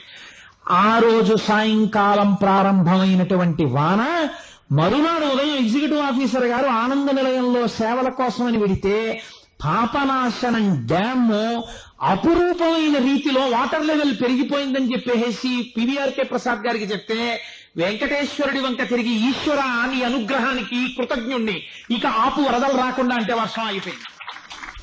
వెంకటేశ్వరుడు ఉన్నాడా లేడా? ఉన్నాడు మన స్వామి. లేకపోతే పిచ్చి వాళ్ళై తిరుగుతున్నారండి వాళ్ళ వెంకటాచలం చుట్టూ. రాత్రనక పగలనక మాడవీధుల్లో ఎంతమంది ప్రదక్షిణాలు చేస్తున్నారో, ఎంతమంది. నేను ఒకనాడు కొండెక్కుతుంటే 90 సంవత్సరాల వృద్ధుడు కొండెక్కుతున్నాడు, గోవింద గోవింద అంటుంటే డొక్కలు ఊగిపోతున్నాయి. అహంకారం. నేను ఆ గట్టు మీద కూర్చుని ఆ వస్తున్న వృద్ధుణ్ణి చూసి అన్నాను, అయా 90 ఏళ్ళు వచ్చేసాయి, ఇప్పుడు కొండ ఎక్కాలని నిర్ణయం తీసుకోవడం ఏమిటి, ఎందుకంత ఆయాస పడిపోతూ కొండ ఎక్కడం, బస్సులో వెళ్ళొచ్చు కదండి అన్నాడు. అంటే ఆయన నా వంక చూసి అన్నాడు, బాబు నీ వయస్సు నా వయస్సులో సగం కూడా లేదురా, నేను ఈ కొండ ఎప్పటి నుంచి ఎక్కుతున్నానో తెలుసా? ఇంత వాడప్పటి నుంచి ఎక్కుతున్నాను. నేనెక్కడ ఏమిట్రా, ఎక్కిస్తున్న వాడు వాణ్ణి అడుగు తీసి అడుగేస్తే వాడి పేరు చెప్పి ఎక్కుతా, వాడు ఎక్కిస్తాడన్నాడు. మీకు ఆశ్చర్యం చెప్పనండి, నేను ఎక్కలేకపోయాను ఆయనతో. నేను కింద కూర్చుని చూస్తూనే ఉన్నాను. గోవింద గోవింద గోవింద, అడుగు తీసి అడుగేస్తే గోవింద అంటూ ఎక్కేశాడు ఆయన. ఎంతమంది తల్లుల మాంగళ్యం కాపాడాడో మహానుభావుడికి తీసేసి నిలువు దోపిడీ ఇచ్చేస్తారు. ఏ తల్లికి అమ్మా అని అనిపించుకోవడానికి జీవితంలో అదృష్టం లేకపోతే కడుపు పండేటట్టు చేశాడో పిల్లల్ని తెచ్చి తులాభారాలు వేస్తుంటారు. ఏ బిడ్డడికి ప్రమాదం వస్తే బిడ్డని రక్షించాడో ఆ మాడవీధుల్లో పొర్లు దండాలు పెడుతుంటారు. తెల్లవారుజామున వెంకటాచలంలో నిజమైన భక్తిని మీరు చూడాలంటే ఒక్కొక్కసారి కళ్ళు చెమ్మగిల్లుతాయి. ఇది కదా మన దేశానికి మన మతానికి ఉన్న ఆస్తిక్యం అని. తెల్లవారుజామున 1 గంటకి లేచి స్వామి పుష్కరిణిలో స్నానం చేసి మాఘమాసంలో గడగడ గడగడలాడించేస్తూ ఊచకోత కోసేస్తున్న చలిలో ఒంటి మీద తడి బట్టలతో గడగడ గడగడ గడగడలాడుతూ గోవింద గోవింద గోవింద గోవింద అంటూ ఆ క్యూలో నించుంటారు. సుప్రభాతం వాళ్ళని లోపల కొదలగానే వీళ్ళని విడిచిపెడితే ఆ తడి బట్టలతో ఒళ్ళంతా కొయ్యబారిపోయిన శరీరంతో ఆనంద నిలయానికి ప్రదక్షిణం చేసి పొర్లు దండాలు పెట్టి ఒళ్ళు కొట్టుకుపోయి ఓ పక్కకి వెళ్ళిపోతుంటే అక్కడ వాళ్ళు వచ్చి సర్దుతుంటే పొర్లు దండాలు పెట్టి ఒకసారి చూసి నేను అనుకున్నాను, ఒక్కసారి వెంకటేశ్వరుడి ఆనంద నిలయం చుట్టూ అలా దొల్లకపోతే ఈ శరీరం పొందినందుకు నాకున్న భాగ్యం ఏమిటి, ఇంకా నేను దొరలవలసిందే అని. ఆశ్చర్యం ఏమిటో తెలుసా అండి, ఆ రోజుల్లో మా పినమామ గారు ఉండేవారు విశాఖపట్నంలో. ఇప్పటికీ ఉన్నారు మహానుభావుడు. మేము తరచూ వెళ్లేవాళ్ళం విశాఖపట్నం. వారికి ఒంట్లో బాగోలేదు. He was suffering from bronchitis. ముక్కు ఇలా కారిపోతుంది. ఆయన నా యందు చాలా ప్రీతి కలిగిన వారు. నేను వస్తానయ్యా కోటేశ్వరరావు అన్నారు. ఎప్పుడది మాఘమాసం, ఒళ్ళు తడి ఇలా చలిగాలి ఊచకోత కోసేస్తోంది. పొర్లు దండాలు పెట్టి స్వామి దర్శనం చేసుకుని బయటికి వచ్చాం. ఆశ్చర్యం ఏమిటో తెలుసా అండి, కించెత్తు జ్వరం రాలేదు, ఆయన పడిషన్ తగ్గిపోయింది. ఎంతంత పిల్లలండి, ఇంతంత పసిపిల్లలు తలనీలాలు ఇచ్చేసి ఆ గుండుకి గంధం రాసేసి ఆ షెడ్లలో పడుకుంటారు. వాళ్ళకి రూములు కూడా ఉండవు. ట్రంకు పెట్టి తల మీద పెట్టుకుంటారు. ఆ పిల్లాన్ని ఒళ్ళో ఎత్తుకుంటారు. ఆడవాళ్లు కూడా తలనీలాలు ఇచ్చేస్తారు. రోజులకి రోజులు వైకుంఠంలో ఉండిపోతారు. ఉండిపోయి ఆ లోపలికి ఎడుతున్నప్పుడు పరిగెడుతూ స్వామి కోసమని గోవిందా గోవిందా గోవిందా గోవిందా అంటూ ఆ జోదలు పెడుతూ ఆ పిల్లల్ని తీసుకెళ్లి దర్శనం చేసుకుని ఒక్క లడ్డూ ఇస్తే ఆ లడ్డూ ప్రసాదాన్ని కళ్ళకద్దుకుని దాచుకుని ప్యాసింజర్ ఎక్కి నిద్ర లేకుండా ఇంటికొచ్చి స్నానం చేసి మళ్లీ పూజ చేసుకుని 10 మందికి ఆ ప్రసాదం పంచి ఇంత బూంది నోట్లో వేసుకుని నా స్వామి దర్శనం అయిపోయిందని పొంగిపోతారు. ఆంధ్రదేశంలో పుట్టిన బిడ్డలకి తలనీలాలు వెంకటాచలంలో ఎవరివాడు ఉంటాడండి? అంతటి వాడు నా స్వామి. ఎంతమందిని ఉద్ధరించాడో, ఎంతమంది కోర్కెలు తీర్చాడో, ఎంతమంది పట్ల తన వాత్సల్యాన్ని ప్రదర్శించాడో, ఆయన కారుణ్యానికి హద్దు లేదు అని నిరూపించడానికి ఇవాళ వెంకటేశ్వర స్వామి వారి యొక్క చరిత్రలో కొత్త కాగితాన్ని తొడుగుతోంది కాకినాడ పట్టణం. ఎందుకని? స్వామి ఏమిటి, వెంకటాచలం ఏమిటి, సన్నిధి గొల్లలేమిటి, స్వాములేమిటి, వైఖానసుల బృందాలేమిటి, ఇంతమంది భక్తులేమిటి, విశ్వకర్మ పూని గోపాలకృష్ణ గారితో ఇన్ని ఏర్పాట్లు చేయించడం ఏమిటి, ప్రసాద్ బాబు గారు, గోపాలకృష్ణ గారు. నేను ఒక రోజు ఇక్కడికి వచ్చి యథాలాపంగా కూర్చుని సుప్రభాత దర్శనం అయిపోయిన తర్వాత స్వామి పడుకున్న మంచాన్ని పట్టుకెడుతుంటే ఆహా ఏమి మంచమా, ఏం అదృష్టమే, ఉభయనాంచారులతో నా స్వామి నీ మీద పవళించాడా, నీ శేషుడితో సమానం కదండి ఆ మంచం, అలా మంచం చేయిస్తే నిజంగా ఎంత బాగుంటుందోనండి అన్నాను. ఇలా అన్న మరుక్షణం మా చలపతిరావు గారు గబగబా వచ్చి కోటేశ్వరారా మంచం నాదన్నారు. అంతే చేయించేశారు. ఇలా అనడం భయం వచ్చేసాయి. ప్రసాద్ బాబు గారు ఎంత రూపకల్పన చేశారో. వీళ్ళందరిలో స్వామి ప్రవేశించాడండి. నాకు ఇవాళ సభ కనపట్టలేదు. కొన్ని వేల మందిలో ఊర్ధ్వపుండ్రాలు పెట్టుకుని స్వామి కనపడుతున్నాడు. ఇటంతా ఇటుపక్కంతా నా తల్లి లక్ష్మీదేవి కనపడుతోంది. అందుకని ఈ సభంతా శ్రీమన్నారాయణ స్వరూపం అయి ఉంది. కాకినాడ పట్టణంలో 7 రోజుల పాటు జరుగుతున్నటువంటి ఈ సేవల యొక్క విశేషం వెంకటాచలం వరకు వెళ్ళాలి. ఏ ఆశ్చర్యం, ఎంత గొప్పగా చేసుకున్నారు రా వాళ్ళు భక్తి ప్రపత్తులతో. పట్టణాలు తెల్లబోవాలి. ఇవాళ కాకినాడ పట్టణంలో జరుగుతున్న ఈ సేవల్ని చూడ్డానికి అనేక ఊళ్ళ నుంచి వచ్చారు. విశాఖపట్నం నుంచి మా రామాచారి గారు వచ్చారు, శ్రీకాకుళం నుంచి మా బావగారు వచ్చారు. ఎందరో వచ్చి చూస్తున్నారు ఈ కార్యక్రమాన్ని. విదేశాల నుంచి ఈ కార్యక్రమాలను వీడియో తీసి మాకు క్యాసెట్లు పంపించండి అని ఎన్ని ఫోన్లు చేశారో. మనం అదృష్టవంతులం, కాకినాడలో ఉన్నాం. మనం చెయ్యవలసింది తెల్లవారకట్ట లేచి స్నానం చేసి వస్తే చాలు. రేపటి నుంచి మనం ఈ వైభవాన్ని అంతటినీ చూడగలం. కష్టపడి చేయడానికి కార్యకర్తలు ఉన్నారు, మనం అనుభవించడానికి సిద్ధపడితే చాలు. మళ్ళీ వెళ్ళిపోయాను ఎక్కడికో. ఒక్క మాట చెప్దాం అనుకున్నాను, సుప్రభాతంలోంచి వస్తున్నాను, మళ్ళీ ఇటో వెళ్ళిపోతున్నాను. యోషాగణీ నవరదగ్ని విమధ్యమానే ఘోషాలయేషు నది మంథన తీవ్రఘోషాహ అంటారు. స్వామి ఎంతటి కారుణ్యమూర్తి అంటే, స్వామి నువ్వు వెంకటేశ్వరుడిగా రా అని ఎవ్వరం లేదు. వెంకటేశ్వరుడిగా రావడం ఎందుకండి అంటే, కలియుగంలో ఎవడైనా ఇలా భగవంతుడి వైపుకి తిరుగుతాడేమో వాడికి ప్రతిబంధకం సృష్టిద్దాం, వాడిని భ్రష్టుణ్ణి చేసేద్దాం, వేద విరుద్ధమైన మార్గం వైపుకి ప్రజల్ని నడిపిద్దామని కలిపురుషుడు 1000 కళ్ళతో ఎదురు చూస్తుంటాడు. అంత 1000 కళ్ళతో ఎదురు చూసి ప్రజల చేత పాపం చేయించడానికి కలిపురుషుడుంటే మీరు ఏమీ చెయ్యక్కర్లేదు, నా కొండకి రండి, నా నామం పలకండి, మీకు నొప్పి లేకుండా మీ కేశముల యొక్క మొదళ్లని ఆశ్రయించి ఉన్నటువంటి మీ పాపరాశిని వెంట్రుకల రూపంలో నీ తీసేస్తానని కేశఖండన రూపంలో, కళ్యాణ కట్టలో, తలనీలాల రూపంలో పాపరాశిని స్వామి తొలగించి మనకి అభ్యున్నతినిస్తున్నాడు. వేం అంటే పాపం, కట అంటే తొలగించుట. వేం కటతే పాపం, వేం అంటే పాపము, కటతి తొలగించుట. అందుకని వేం కటతే పాపం, వేం కట అంటే పాపమును తొలగించుట. ఇది చేసేటటువంటి ఈశ్వరుడు నువ్వు ఎందుకు తొలగించావు అని ఎవరు ఆయన అడగలేరు. అటువంటి ఆయన ఆజ్ఞని ఎవరు ఉల్లంఘించలేరో, ఎవరూ ఉల్లంఘించలేరో అంతటి సామ్రాట్ అయినటువంటి ఆ స్వామి వెంకటేశ్వరుడిగా వచ్చి మీరు భక్తితో ఒక తృణాన్ని తీసుకెళ్లి హుండీలో వేస్తే చాలు, పొంగిపోయి దాన్ని అడ్డు పెట్టి మిమ్మల్ని ఉద్ధరించడానికి స్వామి సిద్ధంగా ఉంటాడు. రేపటి రోజున చూద్దురు గాని ఎంత చిన్ని చిన్ని నైవేద్యాలకి పొంగిపోతాడండి. వెంకటేశ్వర స్వామి వారి ప్రధాన నైవేద్యం ఏమిటో తెలుసా అండి? ఓడు. ఆయనకి ఇంకొక నైవేద్యం లేదు. ఒకనాడు కుమ్మరివాడు సంకటి పెట్టాడని ప్రీతితోటి ఇప్పటికీ కూడా ఒక కొత్త కుండ తీసుకొచ్చి పగలకొట్టి మహానైవేద్య సమయంలో ఆ కుండ పెంకులో అన్నం పెట్టి స్వామికి కులశేఖరాల్వారు పడి దాటించి లోపలికి తీసుకెడతారు. ఆనాటి నుంచి ఈనాటి వరకు అందరూ తలుచుకోవడానికి వీలుగా మహానైవేద్య సమయంలో కుండ పెంకులో అన్నం తింటాడు స్వామి. ఎంతటి కారుణ్యమూర్తో చూడండి. అంత వైభవం ఉన్నవాడు. ఆయన తీసుకునేది అంత నిరాడంబరంగా ఉంటుంది, భక్తికి లొంగిపోతాడు. అందుకే ఆయనకి కంసాన్ని తోమి మళ్లీ పెట్టి అన్నం పెట్టడం ఉండదు. తోమని పళ్ళాల వాడే వెంకటేశుడే వేడు కొందామా, వెంకటగిరి వెంకటేశ్వరుని వేడు కొందామా అంటారు అన్నమాచార్యుల వారు. కాబట్టి తోమని పళ్ళాల వాడు ఏ రోజు కుండ పెంకు ఆ రోజే సిద్ధం చేస్తారు. గోపాలకృష్ణ గారు అదొకటి రాసుకోవాలి మీరు. కాబట్టి అలాగే కొలువు పంచాంగం జరిగినప్పుడు మీరు రేపు చూద్దరు కానీ చాలా ఆశ్చర్యంగా ఉంటాయి. రేపు మీరు ఇవన్నీ చూస్తూ మనందరం మురిసిపోదాం. స్వామికి కొలువు చెయ్యగానే చక్కగా కాస్త చిమ్మిలి తయారు చేసి అక్కడ పెడతారు. పెట్టి ఆ చిమ్మిలి నైవేద్యం పెడతారు. ఆ చిమ్మిలి నోట్లో స్వామి స్వీకరిస్తారు. అందుకని రేపటి రోజున బ్రహ్మతీర్థం ఇస్తారు. ఎంతటి కారుణ్యమూర్తి! ఆనాడు కృష్ణమూర్తిగా వచ్చాడు. పద్మావతీదేవి చెలికెత్తెలు తనని రాళ్ల పెట్టి కొడితే చెప్పుకున్నాడు. ఏమని చెప్పుకున్నాడో తెలుసా అండి?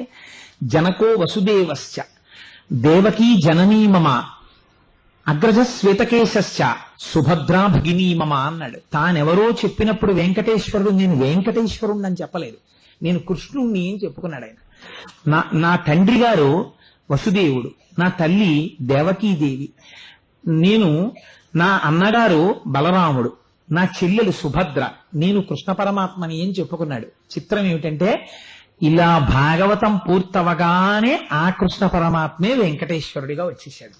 నేను భాగవతం ఉపన్యాసాలు పూర్తి చేస్తున్న రోజున కృష్ణ పరమాత్మ అవతారం గురించి చెప్తే ఇక్కడ చాలా మంది తల్లులు బెంగపెట్టేసుకున్నారు. బెంగపెట్టేసుకుని ఏమిటోనండి అదోలా ఉంది, భాగవతం ఉపన్యాసాలు అయిపోయాయండి, కృష్ణ పరమాత్మ ఇవన్నీ విని కృష్ణ పరమాత్మ అవతారం మళ్ళీ శ్రీమన్నారాయణులోకి ఐక్యం అయిపోయిందని తెలుసుకుంటే గుండె బరువెక్కిపోతోందండి అన్నారు.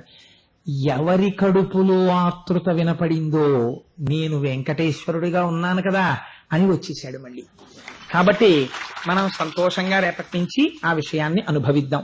స్వామి మా కోసమని ఇంత కష్టపడి వచ్చావా తండ్రి, రేపటి నుంచి 7 రోజులు మా కోసం ఇంత కారుణ్యమూర్తివై మా మా అందరి సేవలు స్వీకరిస్తున్నావా అని మనం పరమ సంతోషంగా ఒక్క 11-12 మాటలు ఈ 7 రోజులు ప్రసంగాలు చేస్తాను కనుక మళ్ళీ స్వామివారి యొక్క అనుగ్రహాన్ని ఆయా సేవల వైశిష్ట్యాన్ని మీకు వివరణ చేసేటప్పుడు అనుసంధానం చేస్తుంటాను. రేపు తెల్లవారకట్ట బయలుదేరి వచ్చేయాలి కనుక కొంచెం తొందరగా వదిలేస్తే మీరు కొంచెం ఎక్కువ నిద్రపోయి వచ్చేయగలుగుతారు. అందుని మనం గోవిందనామాన్ని అనుసంధానం చేసుకుని బయలుదేరదాం. చక్కగా అందరూ గొంతెత్తి మన కోసమని వచ్చినటువంటి స్వామి మనం అందరం చెప్పిన నామానికి ఆయన ప్రీతి పొంది పొంగిపోతాడు. ఎంత సంతోషంగా చెప్తున్నారా వీళ్ళందరూ అని.